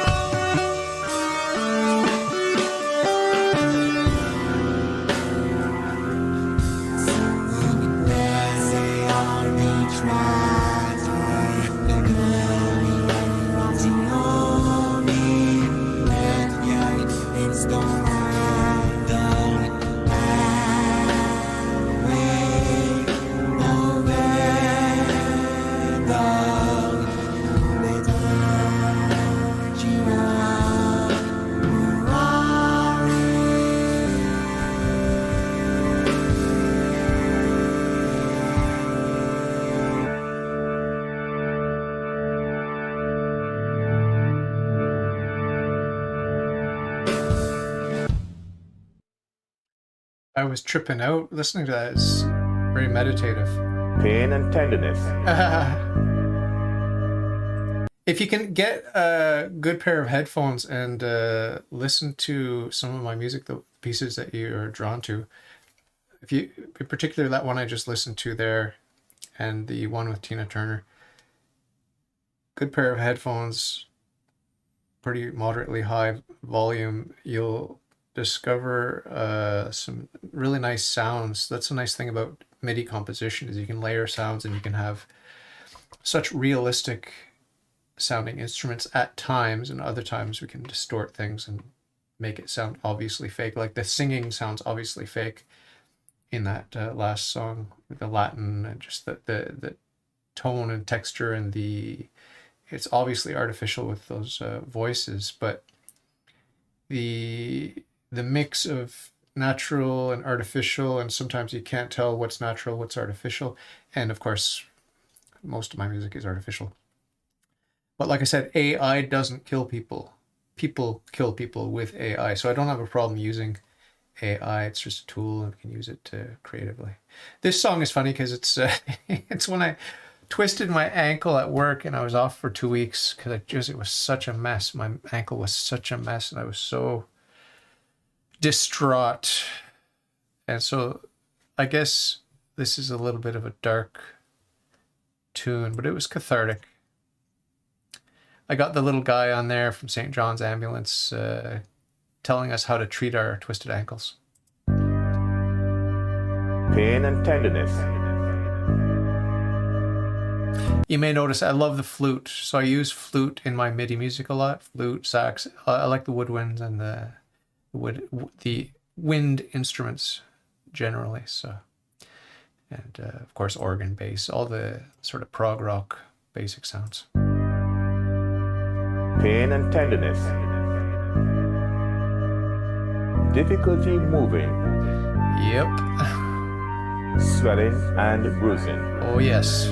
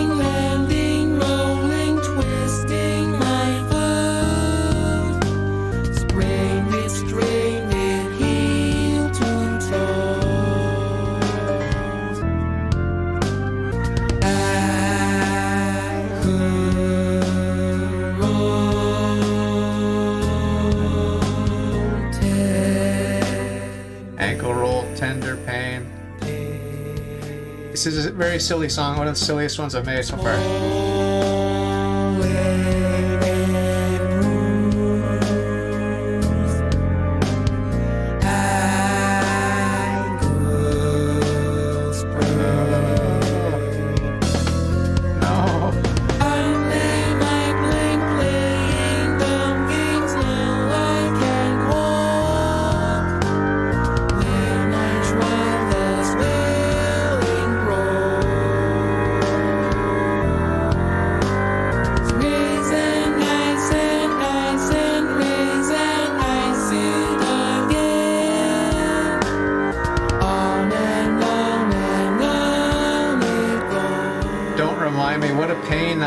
Oh my god, that was horrible.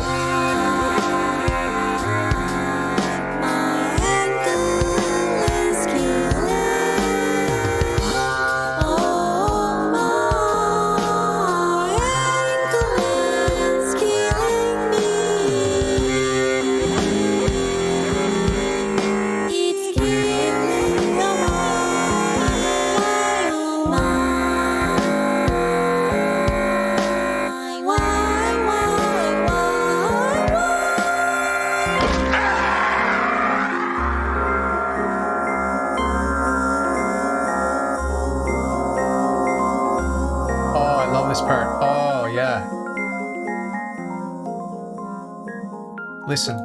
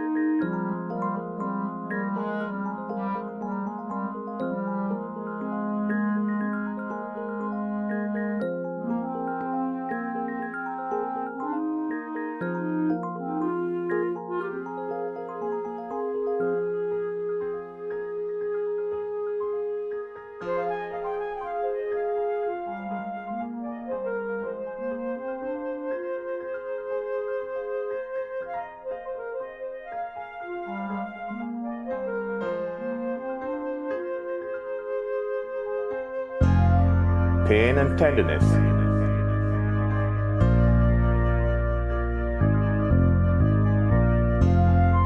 Difficulty moving.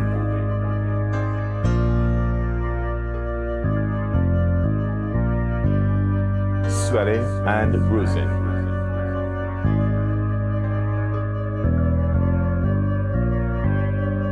If the pain is severe or they can't use their limb, they will need to go to hospital.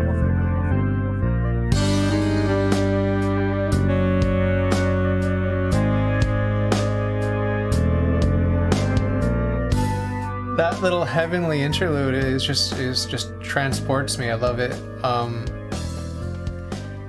One of my best compositions, that little piece, that little interlude, I love it. Just before that peaceful interlude, we have the scene from Stephen King's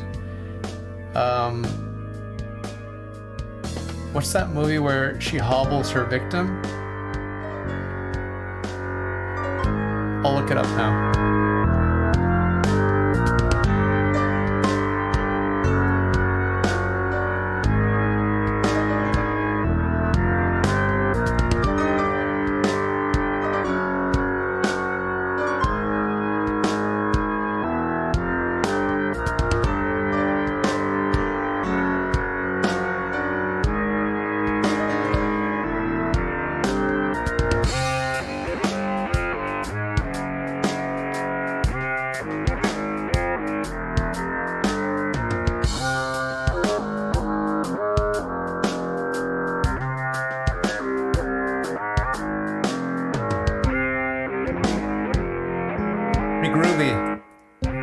Groovy sound here.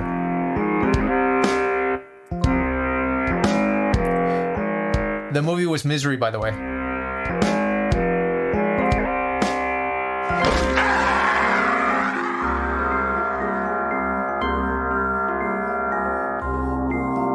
Where she hobbles him in bed.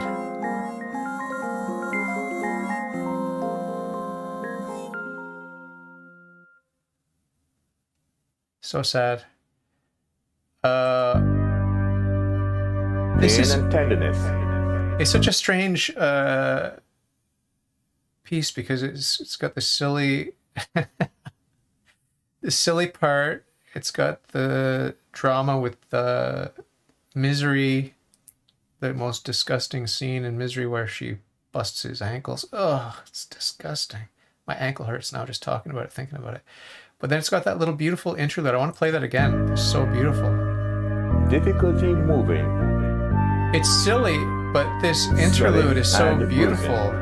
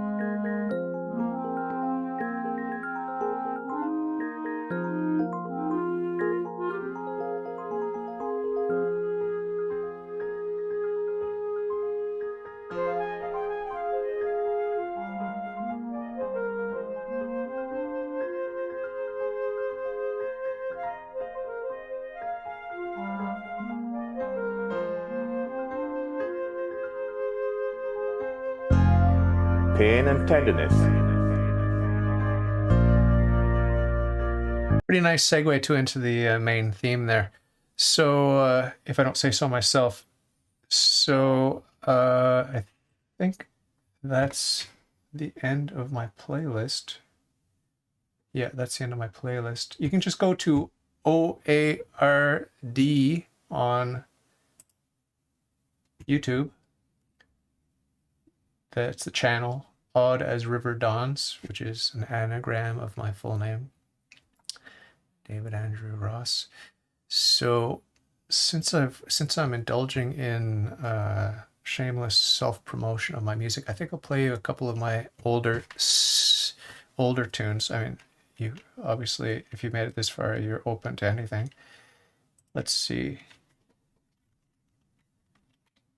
What's it called? SoundCloud. Have I got? I wonder if I have a folder for that. SoundCloud.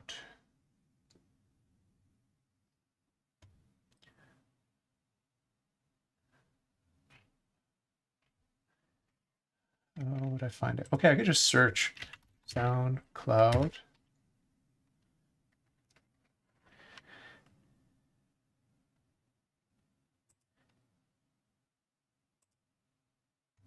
Have I got an account? Yeah, I think I do.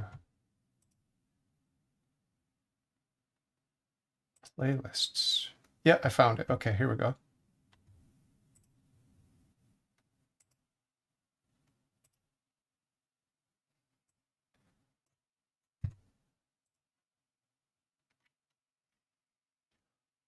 So, I think this is just one song.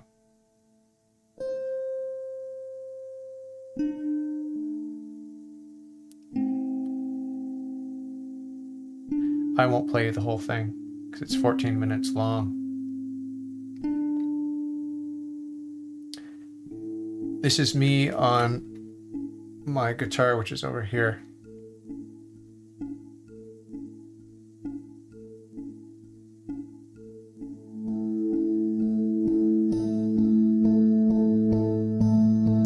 I have no rhythm, in case you hadn't noticed. I don't have rhythm.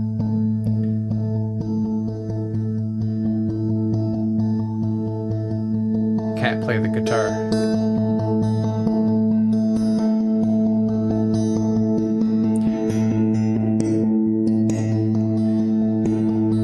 It goes on like that for 14 minutes, droning and just smashing and whatever. It's not great, but it was just an experiment. It was the first and last experimental guitar session I did. I used to use guitar just for little rhythmic bits, but I haven't touched it. I hate holding the thing. This is fun. This is some poetry. Pulled by a spider. A couple of people sitting around a tablecloth, spinning circles round a chair. One starts to whoop the master's servant.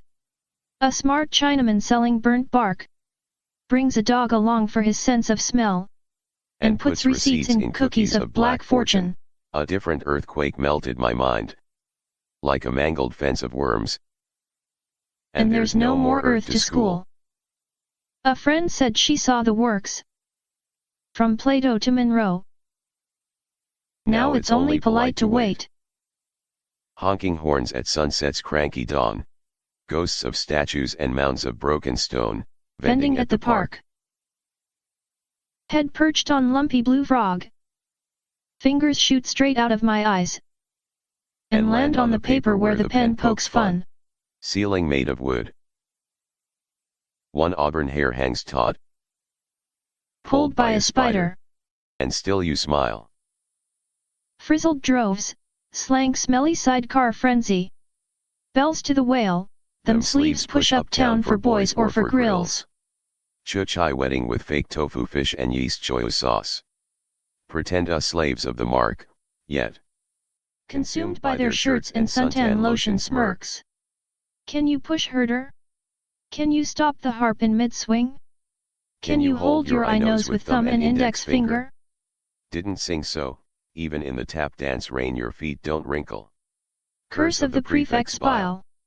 Damned, and still you smile. Chinese food. Monos odium. Glutamate. Lime song tongs. The jolly mule moves past his regular odor. His stitched edge enjoys a long, long time. Serving, instead of her space, a partner. A cartoon face for love. Thin head curling lime song tongs, and boys. Are you kidding me? Between Q and S and T and V. Giving birth or acting young. May all chickens say follow mile high hiss. Art born. One is still moving backwards in time. Man, as a natural being, is irrational. Keeping from any discomfort all day long. Yellow rabies in his eyes. A suit of steel runs the pagan land of paradise. Even the great forests offer no solution. Memoirs of relics offered me hope. I needed to face up to my softening disguise. Hiding, resisting pain. But knowledge of self, time, nature, and the East would reveal the special place from which I had come.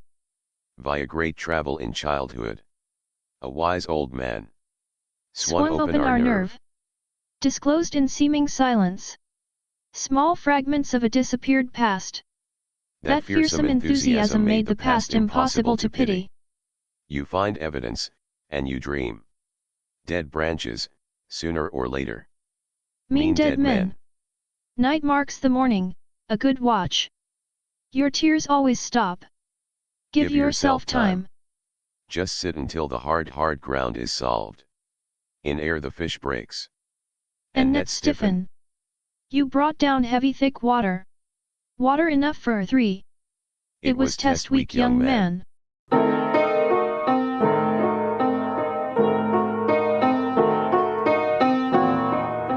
I'm going crazy on the piano here.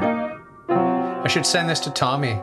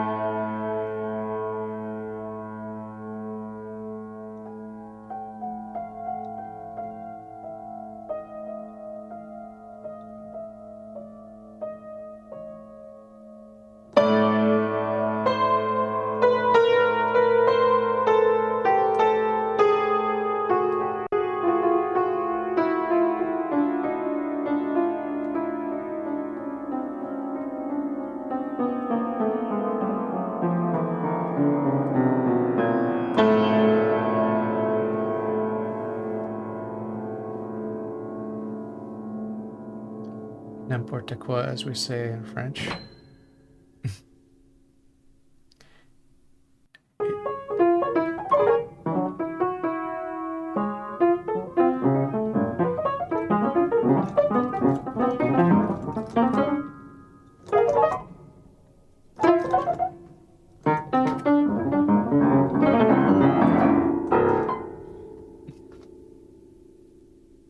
Pure silliness. Pure silliness.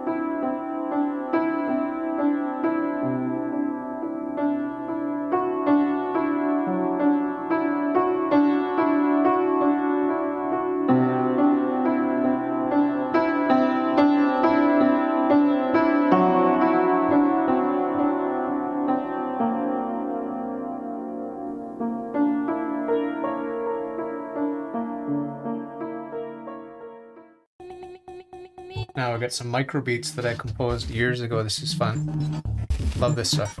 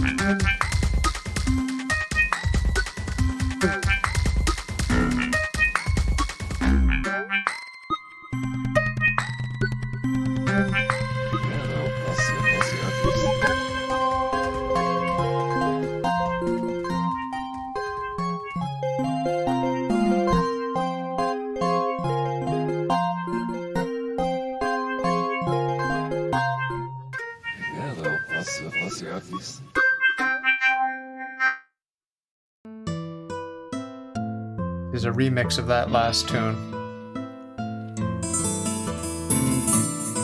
Instrumental. Well, I guess they're both instrumental.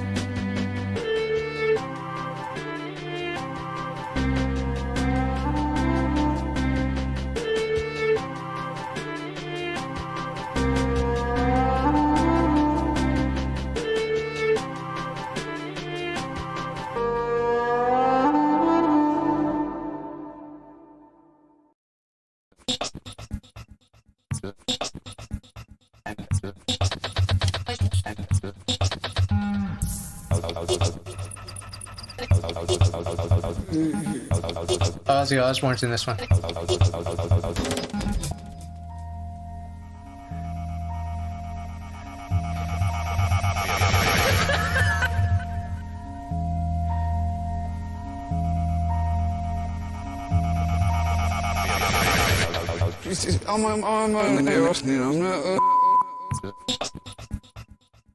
I love Ozzy Osbourne, by the way.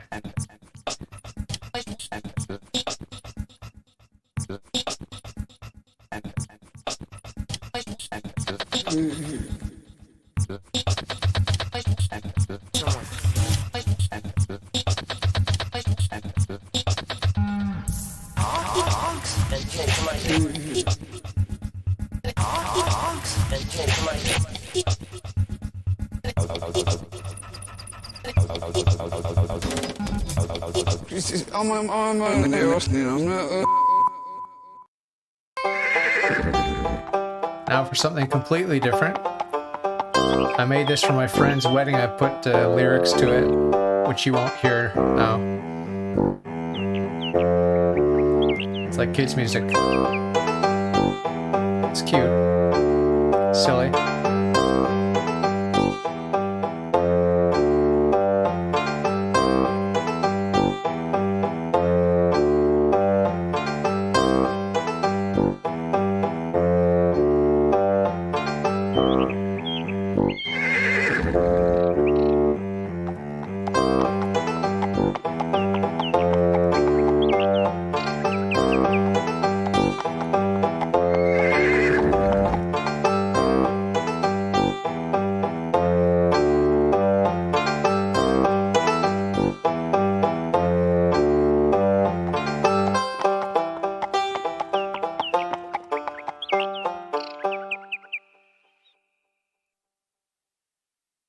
That's it. I think that's it. Yeah, that's not me. So I've been doing my show and tell here just because I got inspired by the website.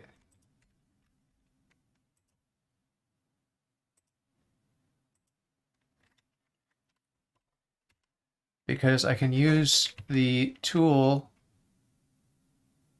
to find funny keywords, like what's an sort of unusual word that I could search for?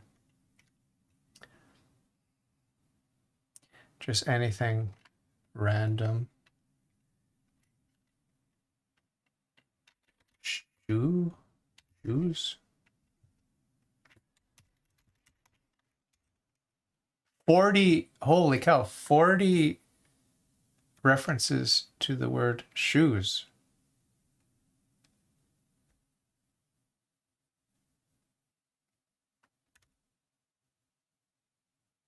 Aidan Lisney, Benjamin Bisconner.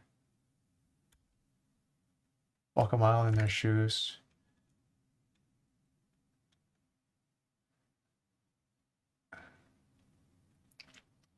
Lacing his shoes. Walk around without shoes. That is hilarious with the big shoes, the water squirting out of the flower. I could just put myself in Puss in Shoes. If today in Putin I remove everything from Ukraine and I tell everyone that it's a success. That's Ididier Agniot. So it's an interesting tool I've got here because I can actually go and grab the audio and get inspired to make a little tune out of it or something like that. What's a funny word that would be interesting for a song? Do people talk about monkeys? 45 references to monkeys? I guess because of evolution, right? Because you're no longer a monkey, not only am I no longer a monkey, but the discussion around evolution is really just an intellectual circle jerk. Monkeys are still the monkeys.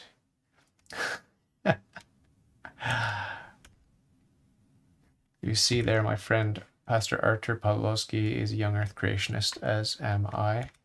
and as should every Christian be. Monkey stuff, monkey bots. Oh yeah, this is my term for those who believe in evolution and deny free will. Monkey bots, because they think they're apes and they think they don't have free will, so they think they're just automatons. So I call them monkey bots, just to goad them lovingly. So that's probably why monkey comes up a lot. What's it?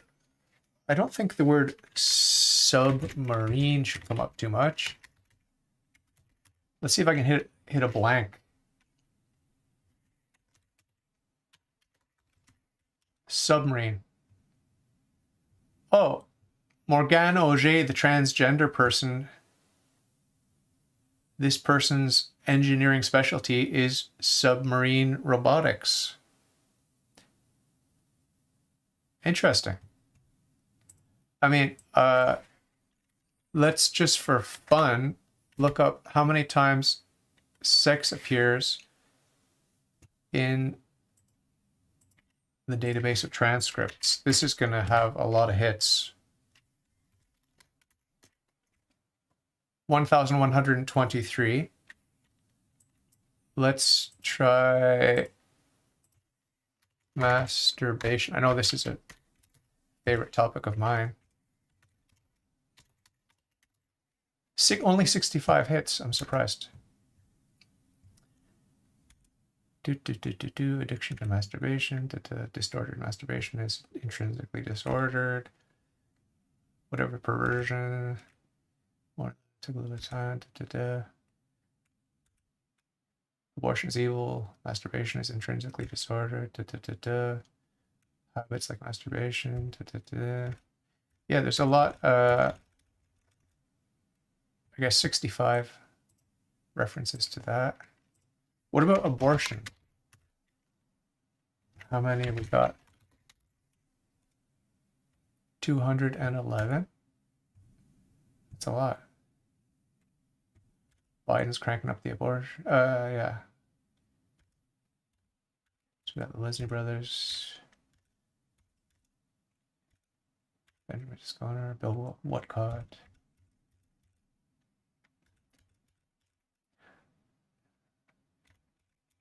Even that people that are pro-choice are going to talk about it because it's something that comes up. I bring it up.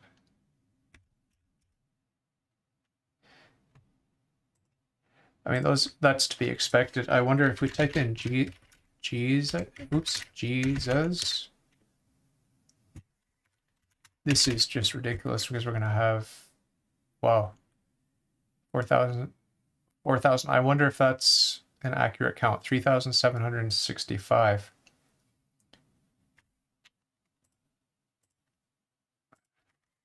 What about oh, what about Augustine? Because he's one of my favorites. 309. Let's see how 309 compares with, that's St. Augustine, with Aquinas. 309 for Augustine. Aquinas, 106. See? Now, my other hero, Anselm, probably more than Thomas Aquinas. Find Anselm. 93. Oh, it's less than Aquinas, Anselm. What about my other hero, Scotus? Will this show up? Scotus, will it be spelled properly? 53. But if I do Blessed John, I wonder if Blessed John, I wonder if that will show up. Blessed John, only 32 times. Interesting. What about Maria Goretti? I wonder if she shows up.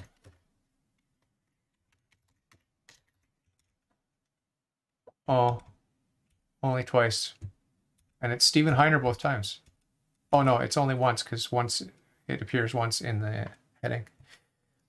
So I'm going to have fun digging through this and just finding, well, it's interesting because when I talk to someone and then later maybe sometimes years later, I'm like, who was I mentioning that to? Or how could I find that reference again? So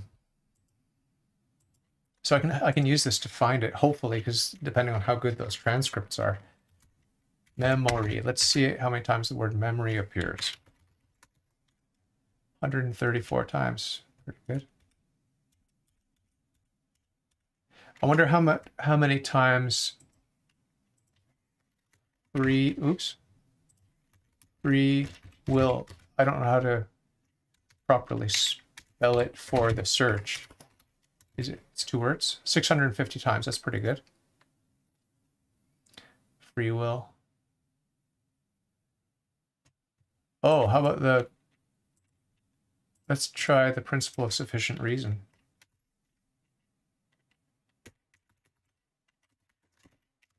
How many times does that come up?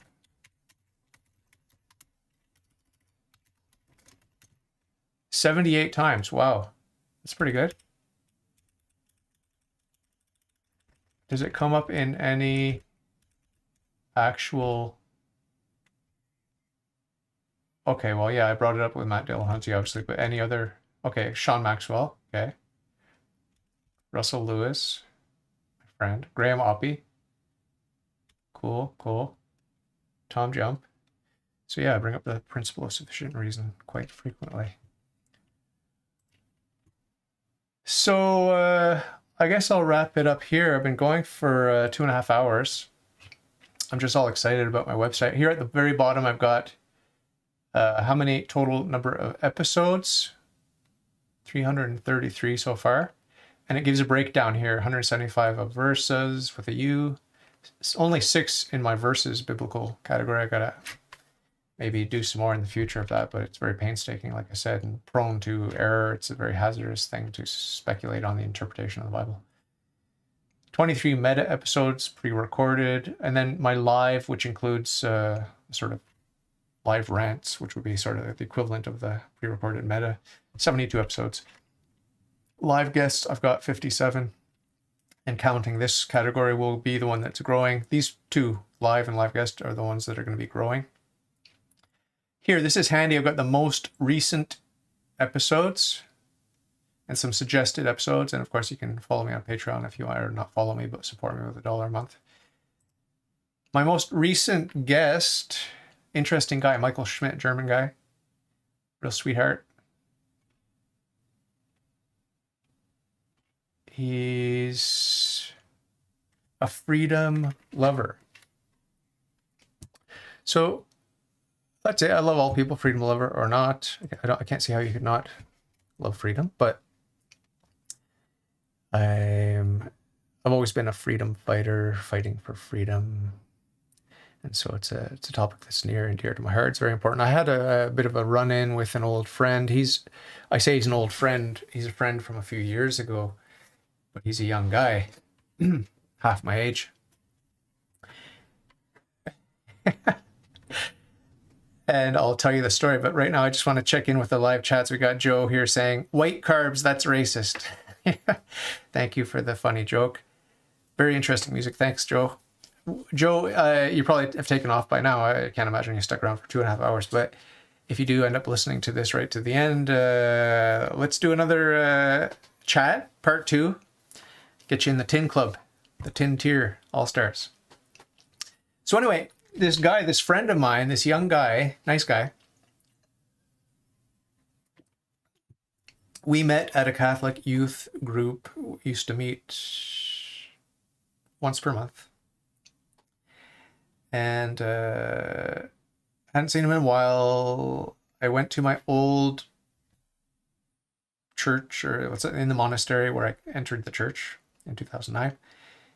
And I wasn't wearing my mask and I got a few dirty looks, but no mask whatsoever. Went in, did my confession in a small confessional booth. There was no grill, even though I'm reading canon law now, and according to canon law, you are obliged to have a grill between the penitent and the priest. They didn't have, I'm not nitpicking, I'm just mentioning it as an interesting thing I learned. You have to have a grill. Face to face with this priest, he's wearing a mask. I've known him for years, just as a very loose acquaintance, but he gave me a lot of attitude because I wasn't wearing, well, I don't know, maybe just was in a serious mood, but he wasn't very friendly with me. Said my confession, did all my first Saturday devotions, went up, took communion with no mask on, and got a few dirty looks. And then when I left, I saw my friend, this young kid that I used to know from the youth group. And we were just chit-chatting a little bit, and he asked if I'm vaxxed. I said no. He said he is. And then he asked me, why am I not vaxxed? Why? What are my reasons? And this conversation was in French. And if you've listened to my most recent interview back from 2012 that I just published, my French is not great, but I can get by. Okay.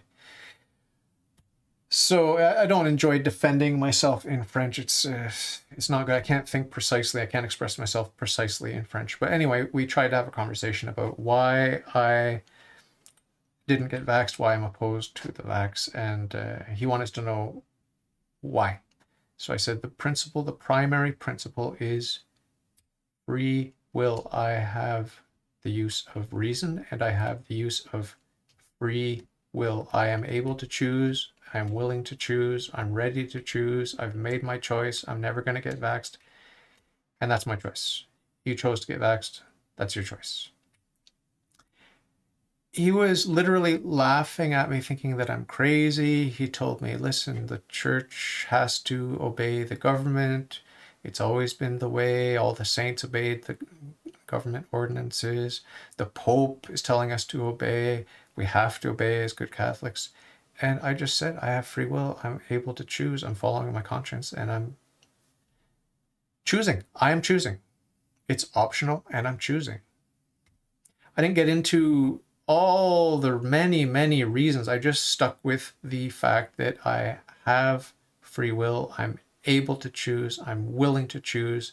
And I have freely chosen to never take the experimental gene therapy, ever. Right? If they hold me down and force it on me, no big deal. I'm not afraid of it. He kept emphasizing that, oh, David, all in French, of course, you should not be afraid. I said, I'm not afraid. And he kept coming back to, oh, you have nothing to be afraid of. If you have God indwelling in you, then nothing in the world can harm you, and this sort of thing. It's like, I'm not afraid of the so-called vaccine. I'm not afraid of the mask. I'm not afraid of social distancing. I'm not afraid of washing my hands. The issue here is not that I'm afraid. The issue is that I am free. I am free. I'm exercising my free will. These are all optional. Wearing a mask is optional. Social distancing is optional. Just watch the politicians, how they behave, and you'll soon come to understand that it's all optional. Right down to the fake injection, the saline injections, the fake needles, the Hollywood needles. It's optional. We know. Just watch how the elites operate, and you'll figure out pretty quickly it's optional. I have free will, and I choose not to. There's so many things we could gotten into, but the takeaway for me is that most Catholics, sadly, and I told him the story of how I was abused by the security guard at St. Joseph's Oratory. He was just laughing. He just thinks I'm crazy. Even though I told him that I had the permission of the Archbishop to enter without a vax passport.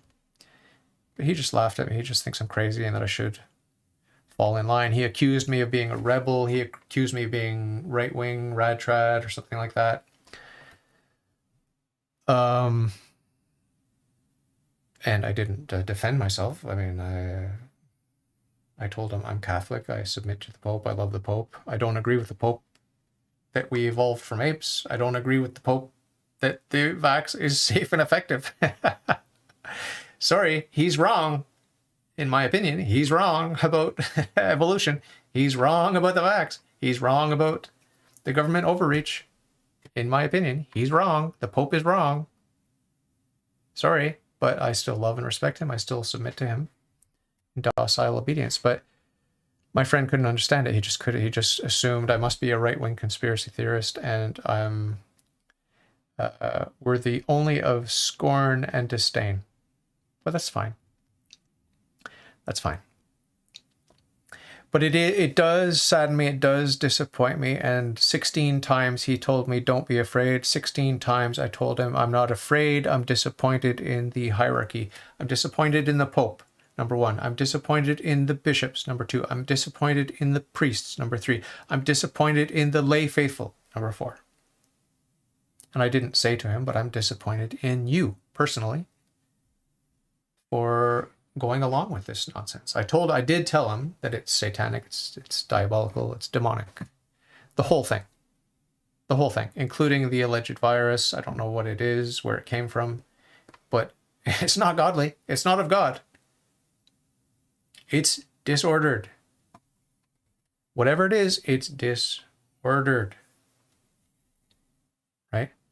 The whole thing, from the illness to the treatment of the most vulnerable, to the mandates of all kinds, it's all demonic. It's all demonic. And I told him, I have a religion. I'm Catholic. I don't need this extra religion, the COVID religion. I don't need it.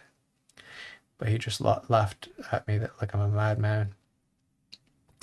He made it clear in a condescending way that he loves me, and the subtext was, I feel sorry for you because you're deluded and you're insane. But time will tell. When the data comes out about the miscarriage rates, I've done an analysis of the preliminary study. You can go and look at that if you want. It's very small sample size, so there's not much to go on. But it's very revealing. It's very, very revealing, despite the small sample size. It's very revealing. Why? Because it shows how the so-called experts manipulate their findings.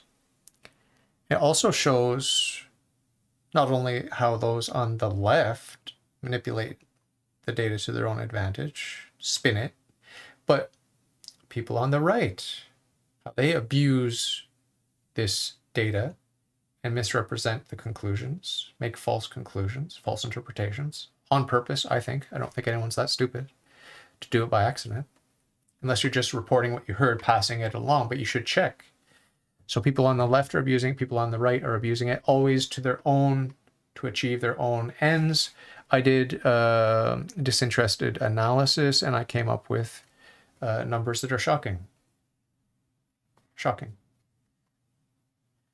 With a margin of error, and could be as little as this, as much as that. I have a likely zone, a less likely zone, a completely absurd zone on either end of the spectrum. You can go and watch my video on the miscarriage of justice if you haven't already seen that. There's a little companion piece that I did where it's edited down, and I do some further hypothesizing, which actually turns out to be very relevant. It gives more accurate numbers. Now the numbers are coming out from Pfizer, for example. They didn't do any testing on pregnant women or breastfeeding women. That's scandalous. How can you recommend it? You haven't done any testing on them. But there are sources, there are, for example, in the military, there are numbers coming out that are shocking among women who are vaccinated with the difficulties with pregnancy and spontaneous abortion, miscarriage, these sorts of things. Stillbirths. Shocking numbers, and they seem to correspond with my analysis. So it's not fun to say I told you so with this sort of dark analysis, but it's, if you have your eyes open, if you're awake, and if you are disinterested, dispassionate, and striving to be objective, put aside all of your feelings and anger, fear, whatever it is that you carry with you in the context of COVID, and you just look at the data, look at the situation, you will come to the same conclusion that I have come to, which is that it's been mishandled and there's been government overreach. And it is neither safe nor effective. None of these so-called vaccines are safe or effective. And if they were safe and effective, my response would be the same. I don't need it. If it is safe and effective, I don't need it. If it's not safe and effective, I don't need it. If it's somewhere in the middle, I don't need it. So that's the pressing issue of our day. It will linger. Will anyone pay attention to these poor victims in the future, in the next 5 to 10 years, 15 years, 20 years, 30 years? Is anyone going to connect the dots and hold people accountable? Maybe a few. They'll try. Will they get any results? My wife tells me that they're starting to give out money now in Canada to victims of the shot, the jab. Money is quietly being given. People are being paid off quietly. Allegedly, this is what my wife tells me. She watches a lot of alternative media these days, ever since COVID launched. So anyway, let's leave it on a slightly more cheery note and just do me a favor and go check out my website. Look around, see if you can discover any interviews you'd like to watch or any of the episodes that you want to watch. If you get inspired to become a new guest or a return guest, a repeat guest, if you want to come back, just shoot me an email. I have a contact at the bottom of the screen. It's just an email. You can right click and copy the email address, cvspodcast@gmail.com. Also, one last note here at the bottom, I've had, since I published this last night, I've had 63 hits from 8 unique IP addresses. If these tools are doing what they purport to do, then I've had 63 visits from 8 IP addresses. I don't know how it works. I don't know if it works. I know that a lot of these hits were from my IP address because I wanted to, as I launched it, every time I refresh the screen, the website, it would crank up this number. I noticed that. So I was doing a lot of last minute changes after I published it. And so a large portion of those 63 will just be me making little changes. I had to adjust the font size at one point because I checked it on another device. The font was overflowing when it shouldn't have been overflowing. I had to reduce the font size. So a lot of these little changes, and I go back and I add content, and then every time I do that, I have to refresh, and every time I refresh, that number goes up. So that's an exaggerated number already, but if I remove my IP address, I guess 7 different people have visited the site so far. We'll see over the next few weeks, months, and years if that number climbs, and if this website, after all the grief I put into building it, it pays off by giving me some new guests, because that's ultimately what I want. I want to have guests. I want to talk about God, religion, Jesus Christ, the church, philosophy, free will and reason, principle of sufficient reason. I want to talk about these things. I want to talk, what I'm really excited to talk about, obviously, is, well, not obvious, not obvious to you, but it's obvious to me because I've been thinking a lot about it, is the Bible. I want to talk with a Protestant or a non-Catholic Christian about the Bible. It's sort of my pet project right now in my head, just thinking about the fact that we do not have a Bible. We have a Bible, but we don't have the Bible. We have many Bibles, many Bibles. Go to a bookstore and look at their Bible selection. We have many Bibles, but we don't have the Bible, meaning the original handwritten manuscripts or whatever they're called. I forget what the technical word is for those original documents, but we don't have them. We don't have any of them. We don't have any scraps of them. We don't have a little, as far as I know, correct me if I'm wrong, but we don't have even a little one letter of the original writings. We don't have one smallest part of the smallest letter, one iota of the original text. We don't have it in our possession.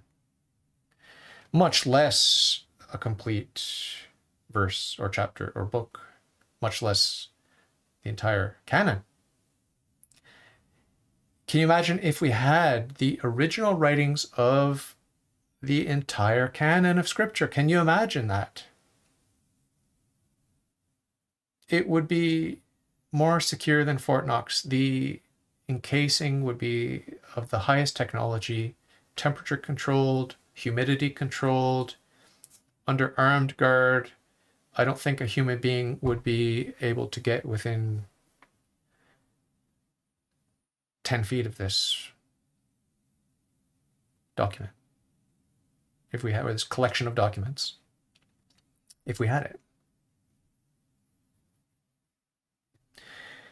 It's fun to think about that. I'd like to talk to a Protestant about the Bible, because a lot of them make a big fuss about the Bible, how they believe in the Bible, they read the Bible, they know the Bible, they quote the Bible, their faith is based on the Bible.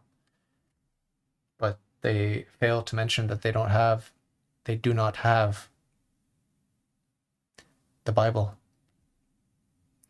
It would be funny if it weren't so pathetic. It would be hilarious if it weren't so tragic. The one thing keeping them out of the fullness of their beloved Christian faith, the one thing preventing them from entering into the fullness of the faith, is that little nagging fact that we don't have the Bible. If you could sit down and just think about that, you will become one of two things. You will become a generic monotheist because you have abandoned Jesus Christ and his church, or you will become a Catholic. Right? Which of those is more reasonable? I think it's more reasonable to understand that God is infallible. He gave his infallible church, which he built. He gave his infallible church, which he built, a portion of his infallibility.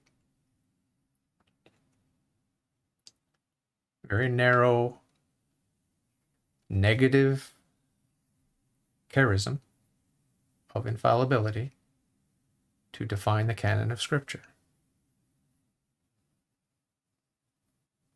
Right? Look at the history of the church. You explain to me how it survived 2,000 plus years. Explain to me, if you're a Protestant, explain that to me. If it's not divine. So that's the thing I'm most excited to discuss, but no one wants to talk to me, it seems. I mean, I do have, occasional guests, and there was that one SSPX guy recently that wanted to convince me that the SSPX is the one true church. But apart from that, a lot of my interviews lately have just been chit-chatting with the friends that I've made here. I love that, but I would really like if you could pass this along to Protestant. Now, having said that, there is that young man, Karl Olhoff, who promised to come back in mid to late May. He's sharp and he's ready to battle. He's ready to do battle. So that's exciting. That's probably why I'm thinking about this so much recently, because I did get a promise from him that he would come back. Really sweet, sharp young guy. So that's it. Let's wrap it up here and we'll talk very soon. Take care of yourselves. God bless.